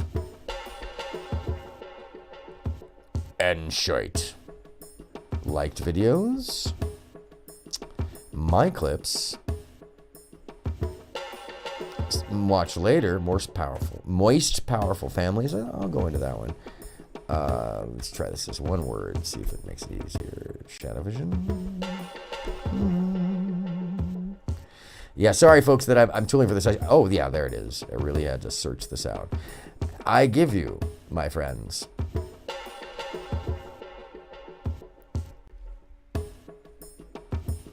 the one and only Shadow Vision. And you may hear weird noises and stuff in this. It's because it's coming off of a VHS tape. And essentially, for the past 25 years, television comedy has just been funny.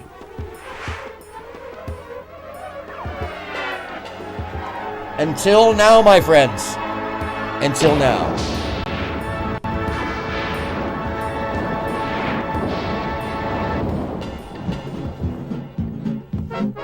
Woo! Doom doom doom bum ba dum bum bum. Old LA. Oh man, downtown LA as it used to look. So by the way, and you hear that noise in the background? That's not me. That's this coming from the videotape.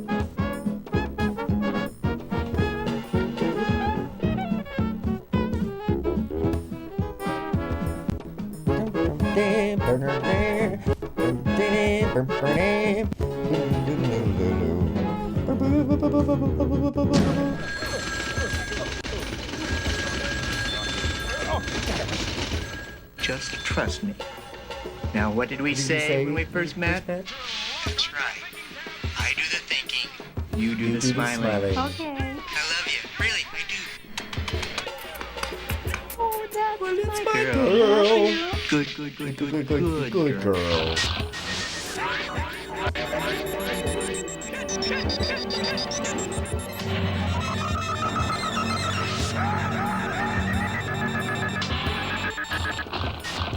This is not mind control. Think about it.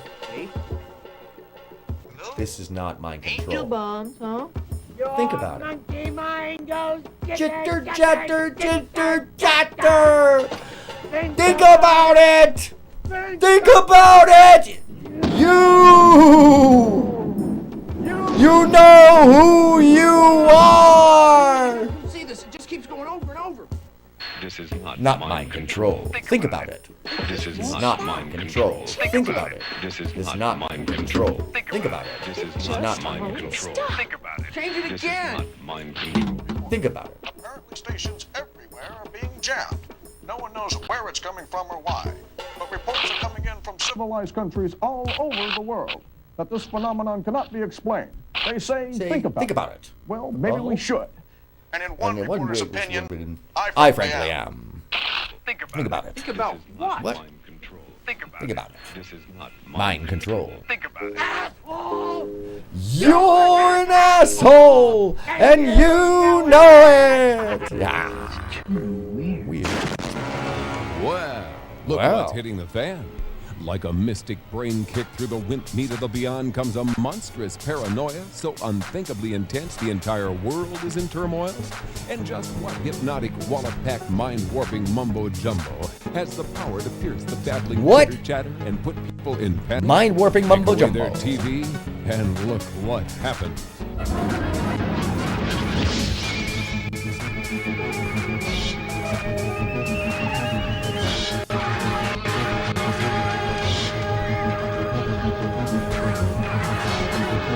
Don't forget, you can call in and talk to me. I don't see anybody in the Zoom chat room, so I'm gonna assume that nobody wants to talk. Everybody's feeling like they're just gonna stay home today and not talk. It's fine. It's fine. A state of mind. Because we're watching. Oh, there's another participant. Mike TV. Hold on a second, buddy. Somewhere Mike. in the void between the acceptance. Hey, if you want to start your video, I'll put you on here. Hold on. I didn't realize you were in the room. My apologies, Mike.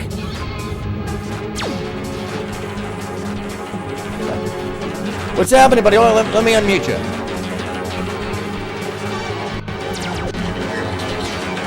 Oh, you good, man? No, you good. I can. Hold on a second. Let me stop the mumbo jumbo in the background because there's a lot of mumbo jumbo in this. Let me tell you. You've never seen this, by the way. Oh yeah, I'm fully live. You want to talk offline?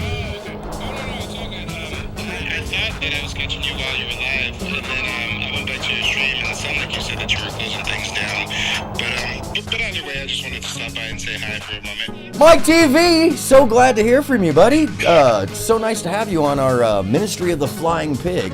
I don't know if you know this. It's the Sunday Fun Day where we all just kind of let go here and do some other stuff, and then we get back to the fight on Monday. So how are you doing, man? What's going on? I'm doing well. I've been managing a restream for since yesterday. Oh shit! Yeah, I saw some this morning.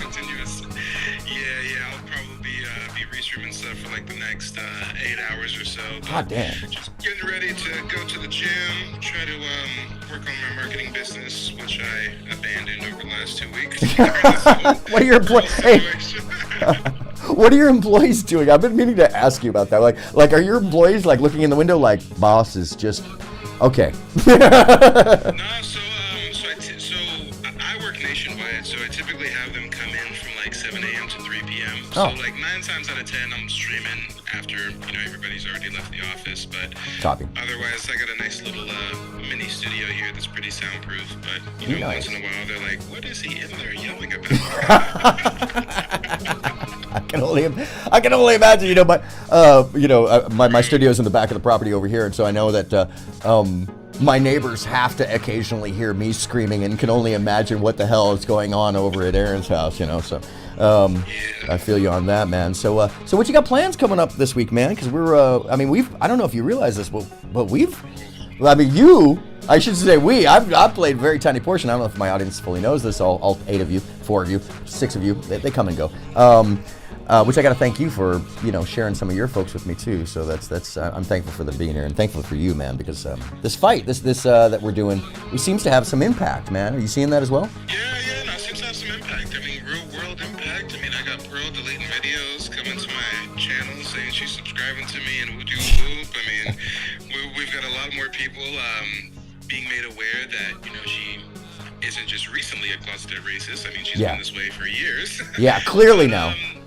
Yeah, but I really like that that on that one panel you highlighted kind of the grand millennial streaming cabal, if you will. Oh man. Where these guys, you really put me onto the Destiny guy. I'm gonna do a whole dedicated stream and start butchering him to pieces because man, I can't wait. So people call me the king of receipts, but with the Destiny dude, I literally just had to dig for not even 5 minutes. 5 minutes. And I'm like, what the fuck? From him saying the N-word and then lying and saying he was saying cringe to then years later he's trying to say that he should be able to say the N-word as long as he's not saying it derogatory. And then it turns out he was married with a child, divorced his woman so that he can check up with that OnlyFans streamer who he's now in an open relationship with. Yes. He's basically a beta male cuckold. I mean, she's way out of his league, and the only reason that she's with him is for clout and because she gets to fuck everybody else as well. So Man, you haven't even, and when you're there, by the way, you're on the back of the diving board, my friend. Let me tell you something, how messed up that is. You're on the back of the diving board. You haven't gotten to Dion, you haven't gotten to Quantos, you haven't gotten to Aiden Ross. See, that's the thing, and that's why I asked you to help me link this all together, because I've followed Dion's content in the sense that I would watch his prank videos, and I saw that he was on Twitch, then he got banned from Twitch for kind of spamming Pokemaze chat, and then they made up. But what is going on with these seemingly, like, just like we call Sarah Garvey a coon and a Sambo and stuff, it seems like there's a lot of black streamers that also fit in that category. Like for Jadion to just be complicit with people that are saying racist, xenophobic things just so he can like be part of the cool streamer posse. I mean, it just seems really disingenuous. Well, it's also, sorry, as I drop you on the desk, it's also, if it's just me, but it's also insidious, like the way that it was always described to me that the leaders of the Jewish communities would like gather up the people in the shtetls before they went on the trains and have some kind of meeting that would be, leading folks to a, to their own demise, not knowing it because it's the leader of the community. That's the way I see it. So when Pearl wants to talk about some black people had slaves too, I wonder why she isn't talking about the fact that some Jews ushered other Jews to their destruction. Yes, and this is, this is the thing you don't want people to assume another idea that's similar. That's a lot of this stuff. And one of the, tell me if I'm wrong, but are they selling it to our children with these video games? Am I reading this wrong, man? Because that's the thing that I get, and I don't have children, so. I wouldn't even say with the video games. Hold on, I just started another stream. I wouldn't even say with the video games. Yeah. I would say that there's definitely hidden, wealthy financiers that are pushing this behind the streams. For example, I recently became privy to Rumble. Oh yeah. And at first they try to pitch Rumble like, oh, it's just free speech and better than YouTube, but really it's just a hotbed of racism and like the worst shit imaginable. Yeah. So for whoever's behind Rumble to throw such a huge bag at Aiden Ross to get him to go over there, and then to try to convince other streamers to go over there, I mean, I would really like to look at who's financing. Okay, so I urge you to check out Telegram, which is the predecessor to Rumble. Similar board of directors when you go a little deeper. And that is the place where our former president went to immediately before he started his own attempt at a social media channel. It's Telegram. So Telegram was the response to 8chan being what they call soy boyed, meaning that it's been watered down with lefties and people that are willing to fight against the anger. And so they made their own place called Telegram. And the folks there have a lot in common with Rumble, strangely enough, including some ownership and some money and some board of directors. And then I'd also suggest you take a look at the other side of this, which is also very strange to me, and I've been looking at it. It's pretty clear who owns it because they've been open about it. It's Kick. And Kick is more leading towards the gambling. The biggest person on there is a friend of Destiny's, who Destiny has actually put onto it, and his name is Zerka. And Zerka... Okay, so if we're going to follow the money, then that seems to be the money play, because I know that there was a big gambling thing on Twitch, and they shut that down. Yeah. There was a big gambling thing on YouTube, and they shut that down. Yeah. So if Rumble can get big content creators to get these young, gullible dudes blowing their money on these gambling apps and gambling games, that's a lot of marketing dollars from these people that own these online casinos. Yes, sir. And the great thing is that we're catching on to. And I say the great thing is because it's obvious to anybody who's thinking, so I appreciate you connecting this and getting it right away, is that it's obvious to us and not to the kids. So for the purveyors of this evil, it's just an easy step to step. You start at Fresh and Fit. They jump to Sneeko because it's associated. They get into Destiny because the DGG world. Next thing you know, they're looking at the video games that are also, by the way, perpetuated by some of these same game companies that are selling the gambling games. They're the same ones developing the gambling games. So there's just you can even see it in the way that the programming looks. It's very similar. So there's these stepping stones that I'm starting to see. And so I'd ask, who also owns Kick? Because Kick is very specifically surrounding Zerka with both a big bag, man. Like the number I heard was huge. And they have him, because he's a gambler, playing on the main channel, and it looks like a video game. It is a video game. So what you have is this Rumble channel where you got Aiden Ross and all these folks playing video games, but then they'll say, hey, but you should check out the other free speech channel. Way more free than here, because we can't say everything we want. And everybody who's been, made the rebel, the absolute rebel and the outsider, the true gammas, they're out on Kick. So they're far outside of the first plane of a platform, which is even more important for parents to know. You got to go multi-platform outward to find it, but it is found. What's your take on the Destiny Pro situation then? Because a lot of people are trying to give Destiny kudos for, like, quote unquote putting her in the hot seat and giving her some opposition, but it seems like that's literally his only shtick. Like, it is a shtick. Whatever the status quo is, I'm here to go against you and to combat you and debate you. Yes. So, like, I don't really think that he really cares that No. she's racist or interviewed a racist. I mean, right? No. And I would say I sent you a video on the politics of the feudalist society that, although it was done tongue-in-cheek, it does associate directly, and let me look up the video so I can tell the viewers exactly where this is at. It's a fascinating thing. Hold on one second. It may take me a second. I apologize to track it down here. It is called, I was sent by one of the Discord folks the other day who's way more involved in what's called the DGG. And I call it I term it the DGG is the overarching name of the organizations, but there are at least 7 channels of clips and cuts that are all run by Destiny, which is why he has one of the largest followings and viewership, because they all get hundreds of thousands or tens of thousands of views. And then he's also on Kick and on Twitch and he's on multiple streaming channels, man, all at the same time. And what's your take on this Rumble thing? Because to me personally, I don't see it panning out. I went over to Rumble today just to try to rip the Nick Fuentes Pearl interview. Yeah. Since apparently she put it up on Rumble. She did. And I see she's consistently publishing on Rumble, and she's barely getting a couple hundred views. So Yes, which also, by the way, that's a whole other thing is what they do. She's getting ready to jump off YouTube, I would gather, because she those copyright strikes. It's Complicated channel is going after her for plagiarism straight out because she said, "Oh, I don't lie." He thought the same thing I did, by the way. Just if you didn't see the other night or didn't catch it, because I know you were streaming at the same time, I was running her saying that she didn't lie, and then running his pieces of him repeating or him saying the line and her repeating it. And then, by the way, I don't know if you know this, but he's got a message on his page, and not to go off topic, but if you go look, It's Complicated has a message under that video of the plagiarism accusation where he says, "I tried to contact Pearl and say, can you please put my name as writing your questions?" And she said no. Which he's got a case. And at that point, he's got a case, which is why he put it there, And I believe that she's going to get taken down at some point.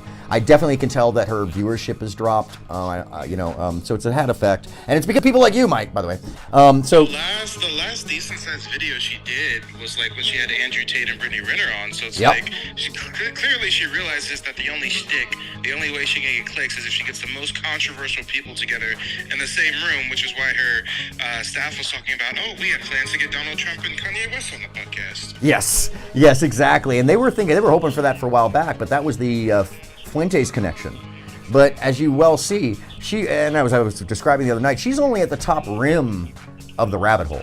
She's not even the most important female amongst them, by any means. She's nowhere, and I would suggest you check out in the Twitch world, which by the way, there's another one, Twitch, Rumble, Discord.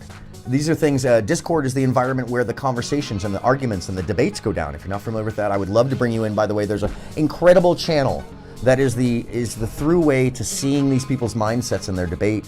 And I really would like to introduce you to the channel, not only the channel, but the man who runs it. His name is Wick. I think he would really appreciate you and your viewpoint. And I'd also like to bring some people to his debates that challenge these debate bro circles with our side of the IRL, because they seem to be very theoretical, and it's driving all of this insanity.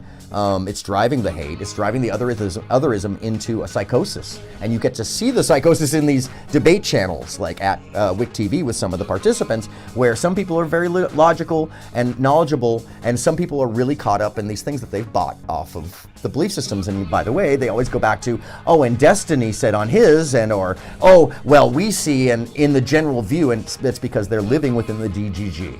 Whether it be the Taliban, which is a subset group of the raiders who go and attack people, or Chud Logic, who outright, by the way, if you're not familiar and your listeners aren't familiar with Chud Logic, bro, Chud Logic is the alt-right, but quietly so guy who will incite all kinds of terrible things. And then there's Vosh, who's the leftist inciter. They were just talking about his stochastic violence the other night. If you're not familiar with stochastic violence, it's suggesting to commit violence, but not admitting it yourself, which is very common amongst all of these practices, by the way. Stochastic violence.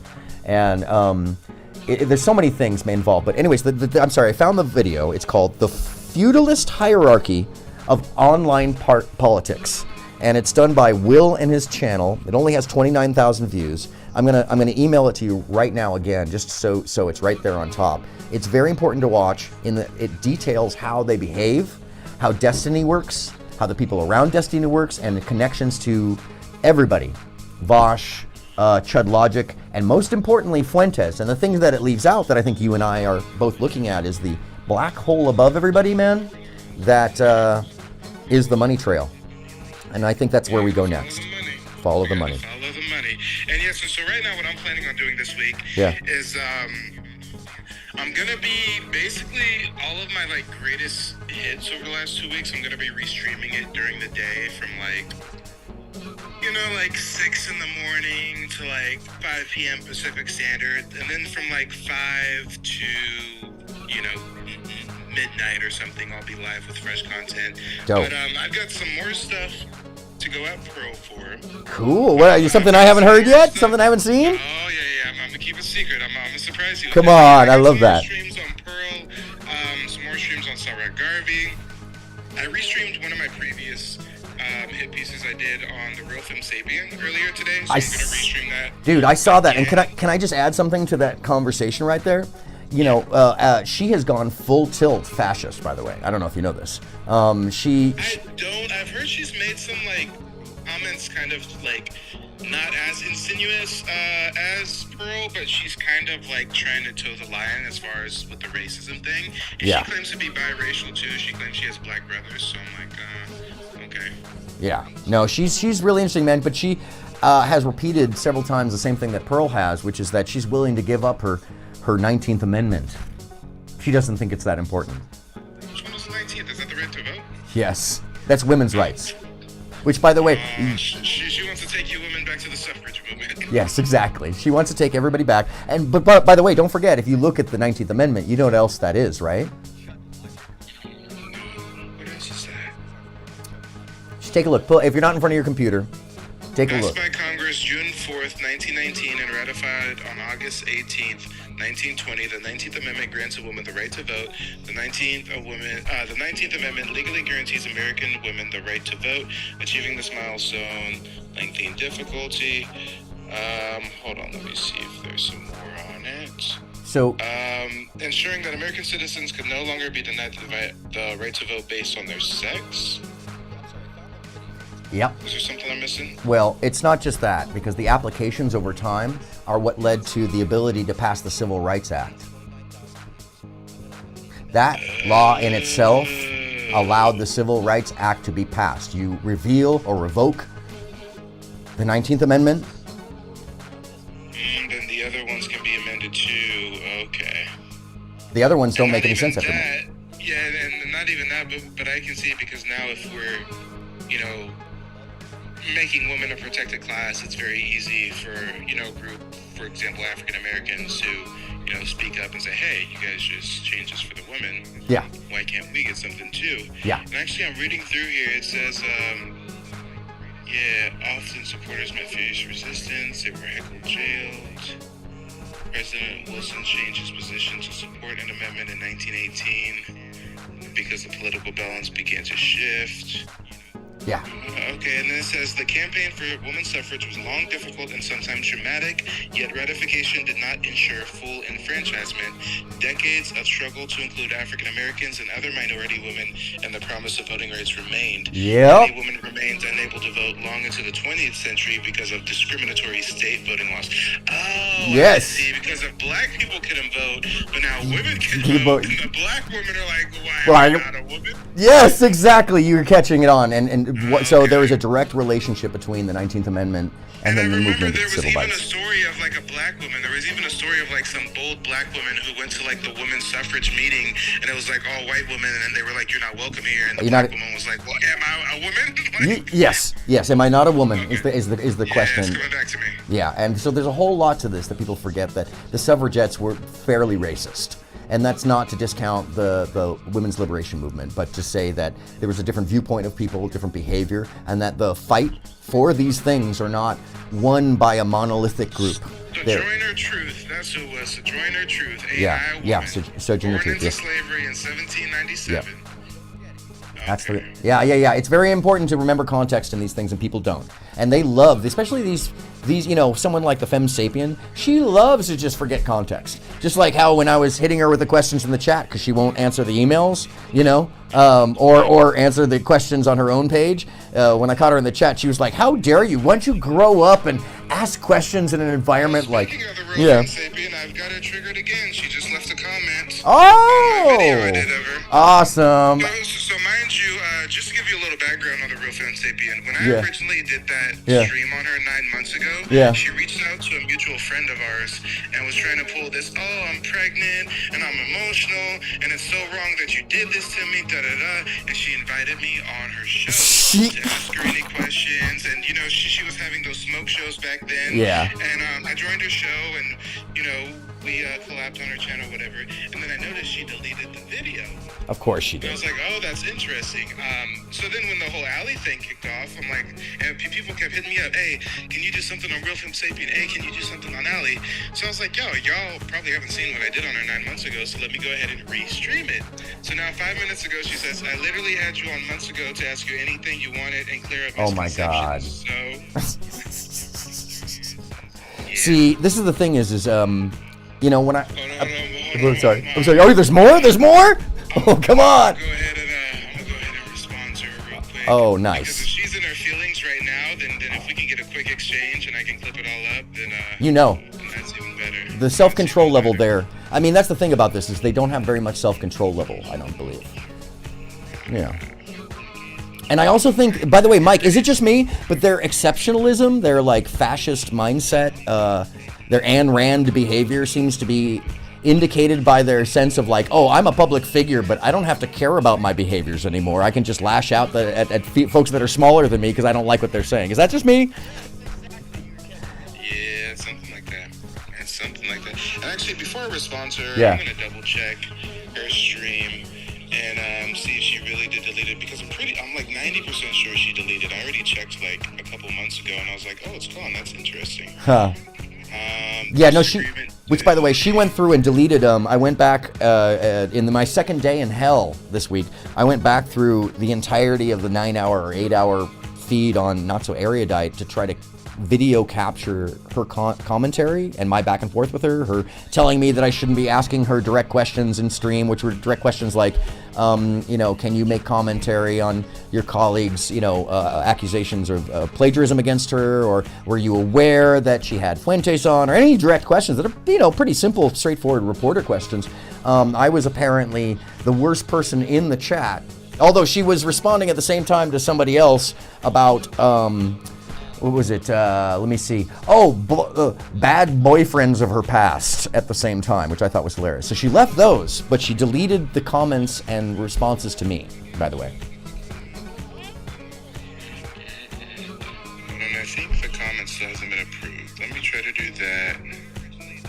And then there's something weird here. I'm like not able to. She might have already deleted the comment. Yeah, she probably I'm just did. seeing it in the back end.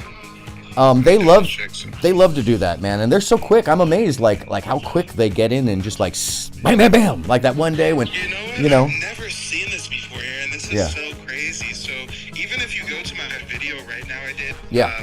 Here, I'll take a look. Hold on, I'll see for my side. Pearl's BFF and fellow grifter. If you go down, you Yeah. see her comment. Yeah. But there's no button for me to reply to her comment. How does that work? Yeah, I'm like, what kind of weird hacker shit is going on? Everybody else's comment, I can click it and reply. Yeah. But her comment, I can't Well, reply. did you see them try to take my stream down the other night? I say them. Oh man! During the live on my first attempt at the stream, I had some plan to play some blue ball technique and fake people out a little bit like I normally do, and drop audio and clip and shit like that. But this was real. They took me down. They took me straight down. They shoved my bandwidth down, and they crossed 2 VPN mark, man. They crossed my secondary computer VPN and reached my actual source, and it turns out that it was via Zoom. They reached somehow through the back of my Zoom folio. I didn't programming, and No, hey, you know what? It must be a Zoom thing because Jason Black, he had the same thing happen to his last stream. Like, quote unquote, they shut him down early. And if you're saying they did it through your Zoom, I know he also uses Zooms for his call-ins. Yeah. So I wouldn't be surprised if that had something to do with it. yeah, that's why I'm actually doing Zoom over the phone today. It's because it's air gap. People are on her neck, so even though I can't reply to her comments, somebody Yeah. already replied to it and Yeah. said, use the hoe. That's what you get when you play stupid games. You get stupid answers, folks. That's the end result of that one. And they don't like it. Is it me, Mike, or are they much more thin-skinned than they would say? Yeah, no, they're real sensitive, these folks. Real sensitive. And I swear, I've never seen this before. Everybody else's comment I can reply to but hers. Wow. Okay, I might. Your feed might come up real quickly, so I apologize if it pops on you. Hold on a second. Oh, here we go. Let me mute. Let me see if I can get the mute up on it first. One of the things that they love to play, folks, if you're not familiar, is that like anytime you do give them any actual pushback, direct pushback, we find out that they love to avoid accountability. They love it. They do not want to be accountable for what they're doing, and that tells me that they don't believe in it, that it's a sham, it's a grift. And this is what we were talking about earlier, man. I think this is important to know, is that the disenfranchisement of people in general, the infighting, all this battling between all these different sides, whether it be no jumper, whether it be, and this is the weird thing, is there's a hip-hop community, there's a white nationalist community, there's like a military middle class, there's the black gamers, there's Destiny's whole entire chud, chad, chode, / incel / and by the way, the incels, those are the ones we need to worry about, because those are the ones who on all sides are committing the atrocities, and it's not just, we talk about trans youth and we talk about these things, and if you want to know where the disenfranchisement is coming from, it's from these folks that are selling them, just like Destiny, the bad information, and then leaving them alone in these Discord servers and off on these other platforms to believe that they only can be disenfranchised. And then the fresh and the fits tell them and reinforce that, oh, are you someone who's different? Too bad, you're never getting laid, you're never going to meet anybody who loves you, you're never going to be anybody. Sit on Discord, and then you can angrily tell people what you think. Sit on Twitch and play video games and kill, and share it, and people will watch you. And at the end of the day, man, you and I are seeing the result in people like Femme Sapien, whose beliefs don't correlate to their practices. You pointed it out. You're the one who pointed it out. This is where I found it, and then I looked it up and confirmed it. She was a full-blooded, purple and blue-haired left-winger. And don't get it twisted, she still has the arm full of sleeve tattoos. She just wears the Mother Teresa outfits that covers it up. Wow. Which, by the way, is it me, or is that valor signaling to a whole religious community that's unfair and abusive? Hey, Pearl doing the same thing. She's dressing like she on an episode of Little House on the Prairie. Yeah, and it's insidious because what they're doing, by the way, is noted by so many. Are you familiar? I think I sent you the email. I've mentioned it before. The tea spillers, the tea community. You know what that is? I don't, but I think you did mention it. Okay, so there's a whole community over in the UK.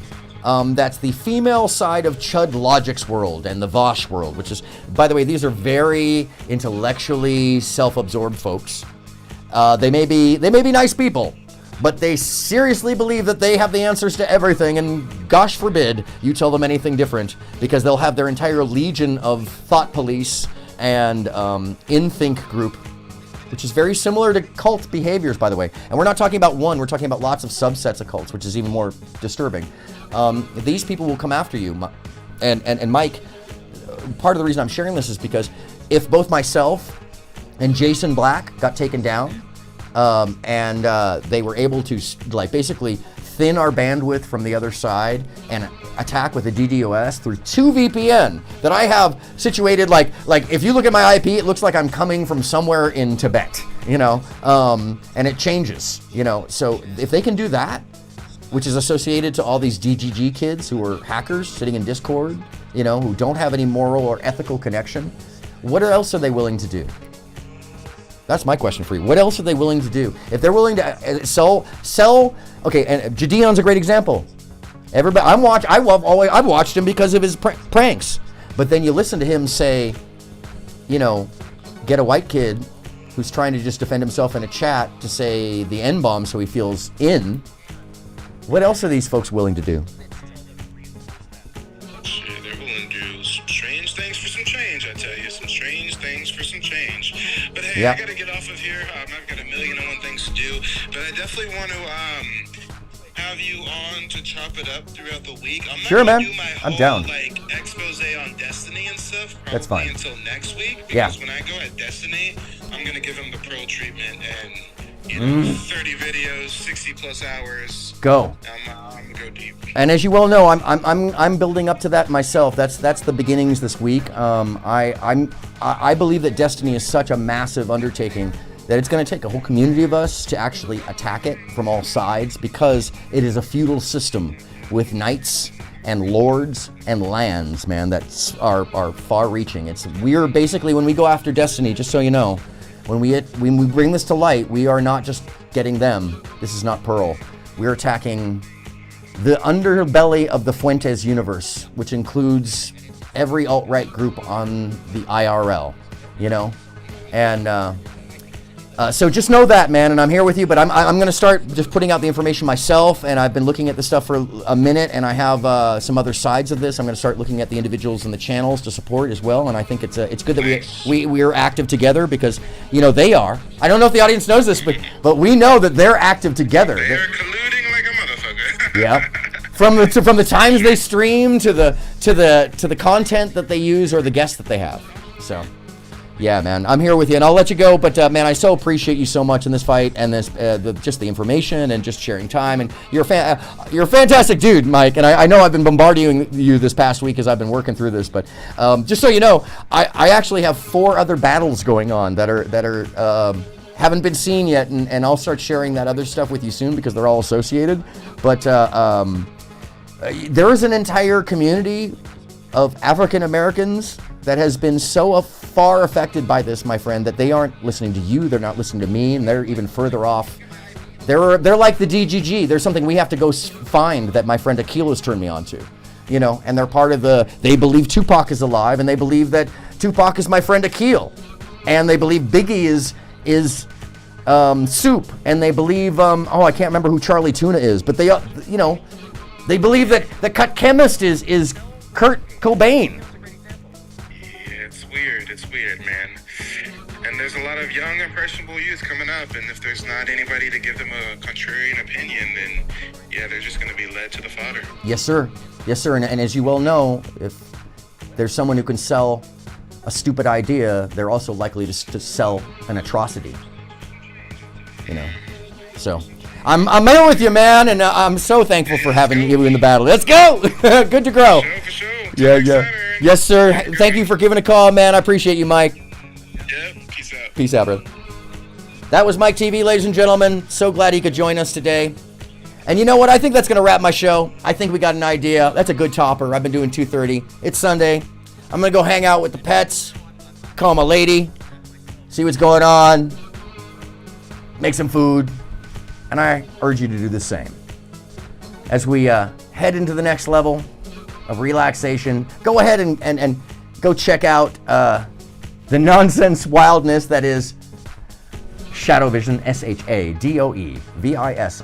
and you can understand polyscopic. In fact, let me get back to it real quickly just so I can play you one little piece before I get out of here. Actually, you know what, that's the way I work. I jump all over the map with you, and it's okay because it's Hangout Sunday. Let's change the beat up a little bit, shall we?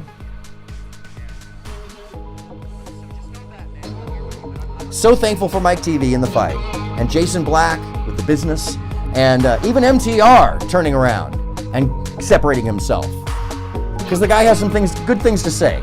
He realized he did wrong, and he separated immediately. I'm still trying to organize a conversation with Maggie, the substitute teacher, who's a wonderful, wonderful cook who just reached 10,000 on Instagram. And honestly, her information about growing your channel, another amazing human in the fight. And she's doing it through positivity and separating herself from those things. But it lets you know everything about those folks that would not, like the real Femme Sapien. And if you want a replacement, there is, her name is Rachel Barrett. And she is an actual wife with an actual child and a happy husband who is not too dissimilar in age. So she's not grifting. And she doesn't put things out. And as she said to me, I quote, her focus is on her family and life. So if you're gonna focus on anything, Rachel Barrett, she can tell you how to better yourself as a mom. Same with, or as a partner. Same with, Maggie, the substitute teacher. Real, honest to goodness, non-grifters, just sharing with you like we are here. Anyhow, so I want to share this one part of Shadow Vision so you can understand kind of what's going on my show. And I dropped the seed the other day in explanation and then was asked about it. So I want to be very specific. And you can go watch the whole of the program yourself because it is really funny. It is very strange. And it's 1980s. Like I said, I saw this originally on a VHS tape. One of the editors that actually made this show,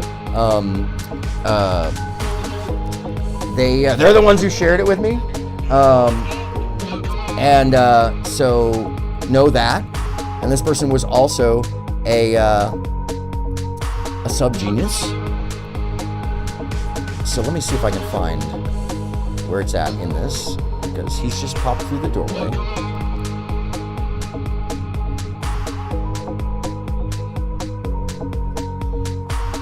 Flying Pig Sunday. We're the ministry here, folks. So let me see if it's right here. I'm going to say it's somewhere. Oh, yeah, hold on a second. As he falls through the doorway into space. It's such a wonderful weirdness. I'm sorry. I will play some more of this. Oh, did I just pop to the next one? I did.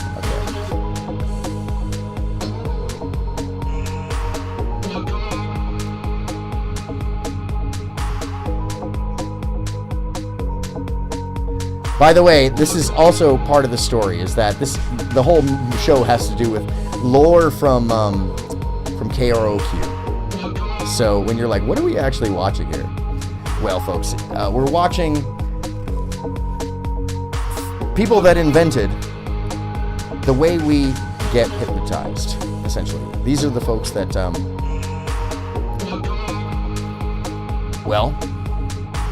they created a thing called polyscopic hypnodation.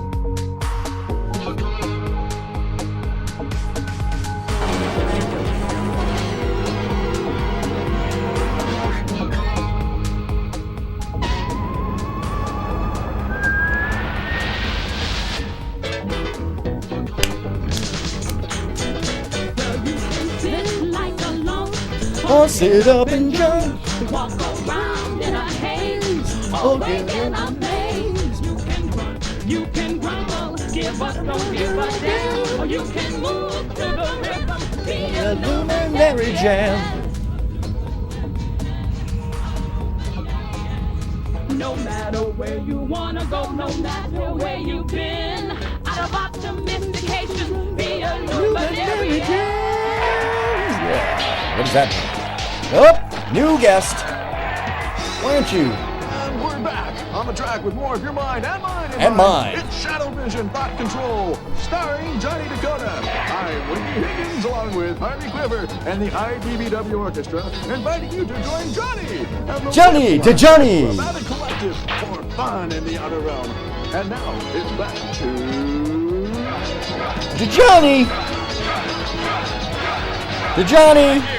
Thank you. Thank you. Thank you. No, thank you. No, please. No, please. No, please. No, Welcome back to the show that keeps your mind in mind. Your mind in mind. Now joining us, what do you say we strap in for a little EV test? We're going to test your evolutionary IQ and find out just where you're coming from. You ready for it? And when we do, we'll be broadcasting to your own personal level. Are you ready, Wiggy Higgins? Wiggy Higgins. Now remember, don't look at your hands. Don't worry about them, but don't look at them. For the next 30 seconds, try to remember everything you are about to see. Here we go now. Let's go. Evolutionary test. Try to remember everything you're about to see. Plane. 2 planes. Sub. 2 buns. Burger. Airport. Clock. Sex. Tuba. Resort. 3 planes. Soup. Boat. Jacuzzi. Family. Families. Stock. Snow. Slice. Sex. Dream. Green. Seek. Leap. Look. Find car. Speed. Woo!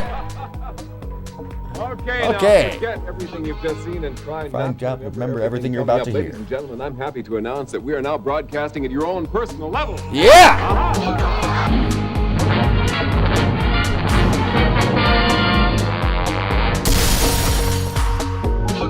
To reality. You want to go to part 2 to find out what it's about? I know you do. Now that I've got you here. I know you want to go to part 2.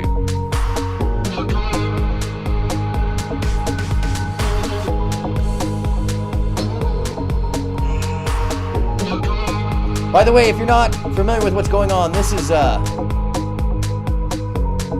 my friends,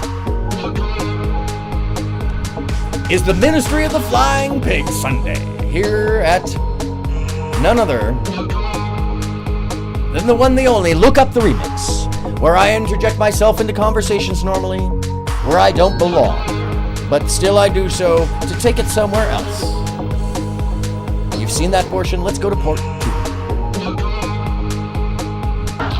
Cosmicast live 24 hours a day with, of course, local access periodically. The programming you're about to see will actually accelerate your evolution 10 lifetimes per viewing.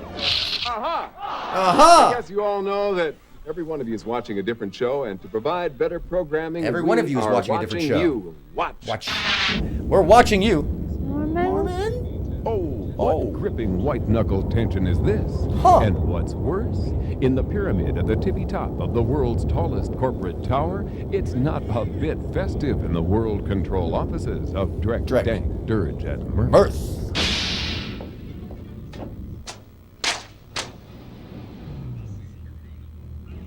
You really shouldn't smoke, Miss Grover.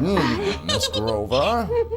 Mr. Mirth, Dr. Dirge to see you. Mr. Mirth, Dr. Dirge. Everything is out of control. I'll tell you what's out of control. When they're on the air, we're not on the air. And that's why I'm here. How do we stop it when there could be hundreds of different broadcast points? Everyone sees something different. How could we stop them when there's hundreds of different broadcast points?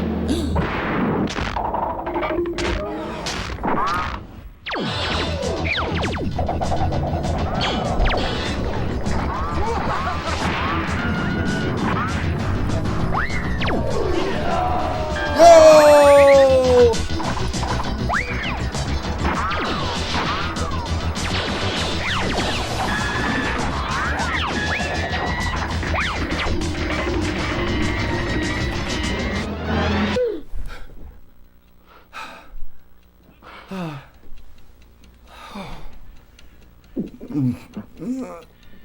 Again with the burrito. With the burrito. My favorite part's coming up. Hey, babe. You're beautiful. You're beautiful. You don't want to control your mind. We just want to control your inclinations. Turn on the TV, bitch. Snappy Patter. I love you, folks. I'm Snappy Patter. Snappy Mania? Not actual Not actual jokes, jokes, incredible but facsimiles. incredible If you have a facsimiles. facsimile, you know exactly what I'm talking about. Let's find out about this lovely audience. How many people from out of town? How many people from out? How many people from out? How many people from out? How many people from? How many people? How? Huh. Nice talking to you. But anyways, don't laugh for me. Laugh for little Johnny. You can't laugh tonight because he has no lips. How many people from out of? How many people from out? How many people from? How many people? How many? How? Nice talking to you. Anyways. And apparently, the rumors of hordes of what appear to be radiation victims seen in the desert as far west as Steaming Toad, Arizona. Steaming Toad, Arizona. Helicopter patrols report seeing large numbers scattered awkwardly in every direction at the approach of the loud bird machine. Your seats. If you're not going to laugh for me, you're not going to laugh for me, laugh for little Johnny. Little Johnny's in the hospital tonight and can't laugh because he has no lips. Thank you. No, I'm teasing. I'm teasing. No, I'm teasing, really. Drooling, their grotesque and lumpy appendages are often torn away, left hanging, needle-like cactus. Nobody likes that. In the desert sun like so much decaying life. If none of this makes sense to you, really, it may already be too late. Too late. May Too late. already It may make sense already to be you. too None late. of this too late. None of this makes sense to you. It may already be too late. This is 1987. This is from a VHS tape. This predates MTV.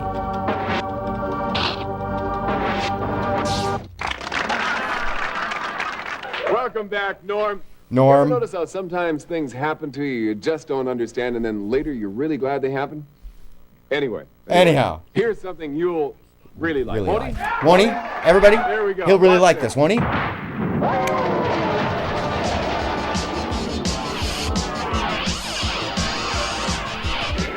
Shocking? Indeed. We scientists call it polyscopic hypnization, or a state of accelerated, unexpected events taking place in a perpetually delirious assault on the accepted and the unexpected.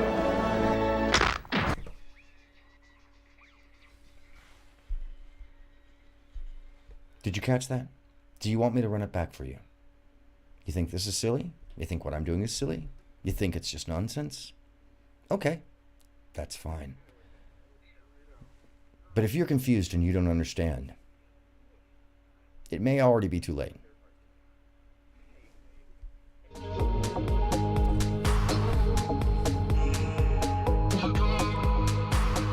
I'm going to play it for you one more time before I cut out.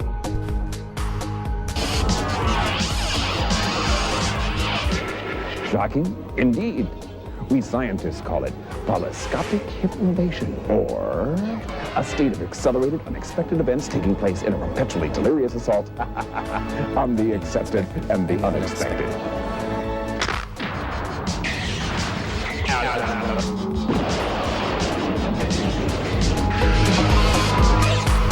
What an appalling and dreadful muddle for Norman Judge, trapped in a broadcast warp designed to involve mankind. At this point, I'm going to leave you with the images. Because you can find this, parts 1 through 8, separated in VHS Lovely HD on Shadoe Stevens' own page. SHADOE Stevens. As well as many other fare that someone who might enjoy the things I do would also enjoy there. As we wrap up today, come over here. Come over. Let's talk for a second before we wrap it up. I just want to share. Okay? No, come on over. To the corner. You know where it's at. You know, come on. So what did we learn today? Well, first and foremost, we learned that Sunday Fun Day is now the ministry of the Flying Pig. So much so that my little buddy here, you should remember this is our mascot now on Sundays, to let go and to be free and to expect the unexpected and to be in a space that others would say couldn't be because the week has been so tough and the challenges so deep. You don't have to fall to that, my friends. That's the lesson there. We can hang out and just do little or nothing and be silly and have conversations that move the dial. But we don't have to, weigh ourselves down with the fears and the otherism.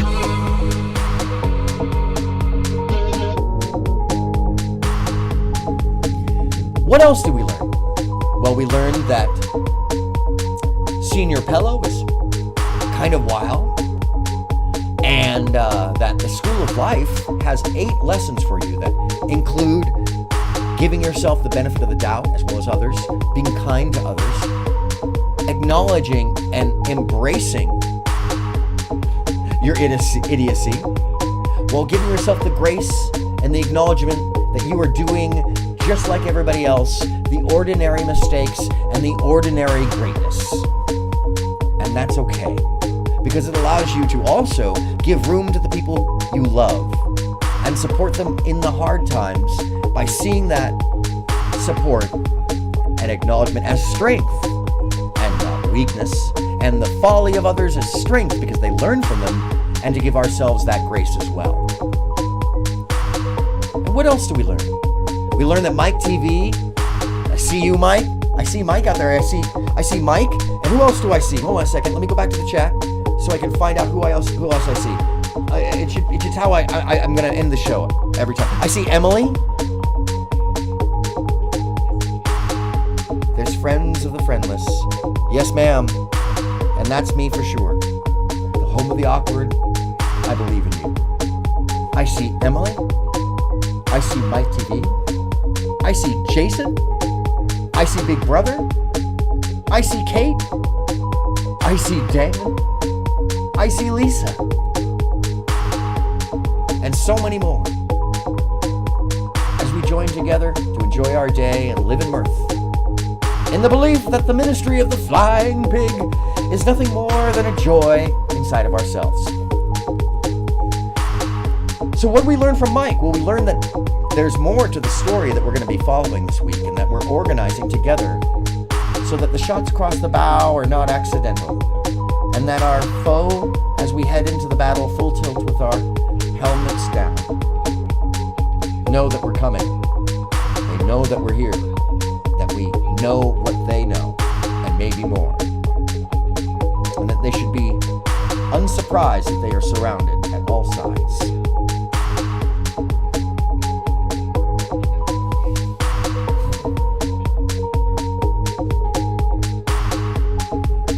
Finally, what else did we learn?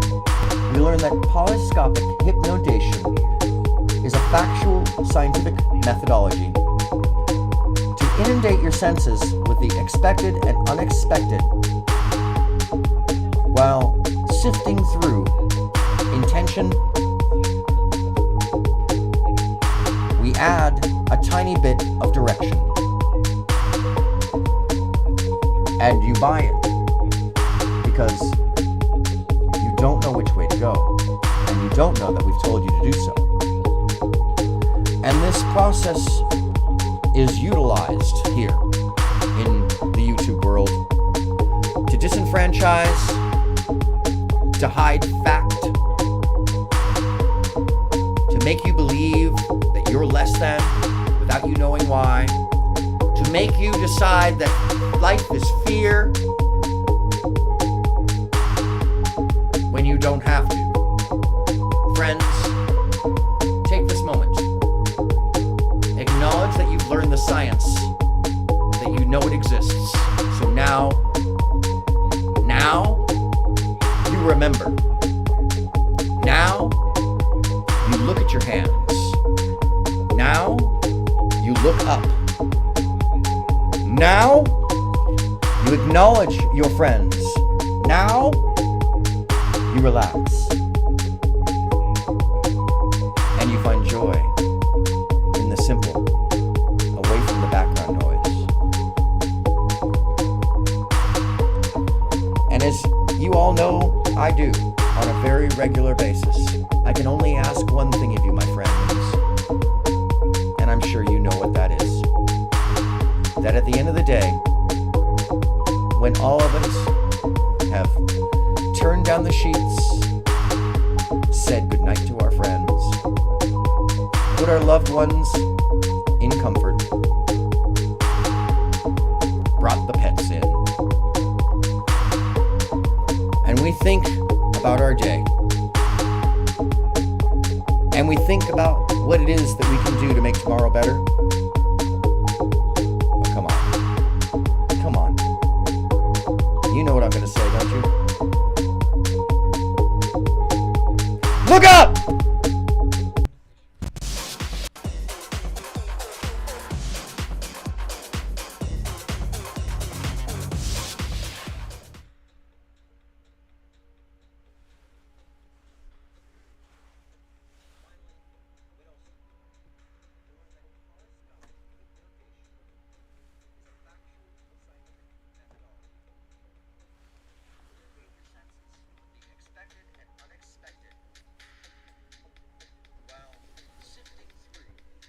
This has been Look Up the Remix.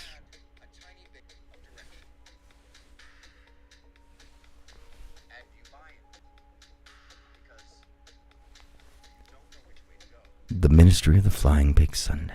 Make sure to like and subscribe and support at Mike TV as well. Enjoy your day, folks. Thanks you. Thanks you. Thanks you.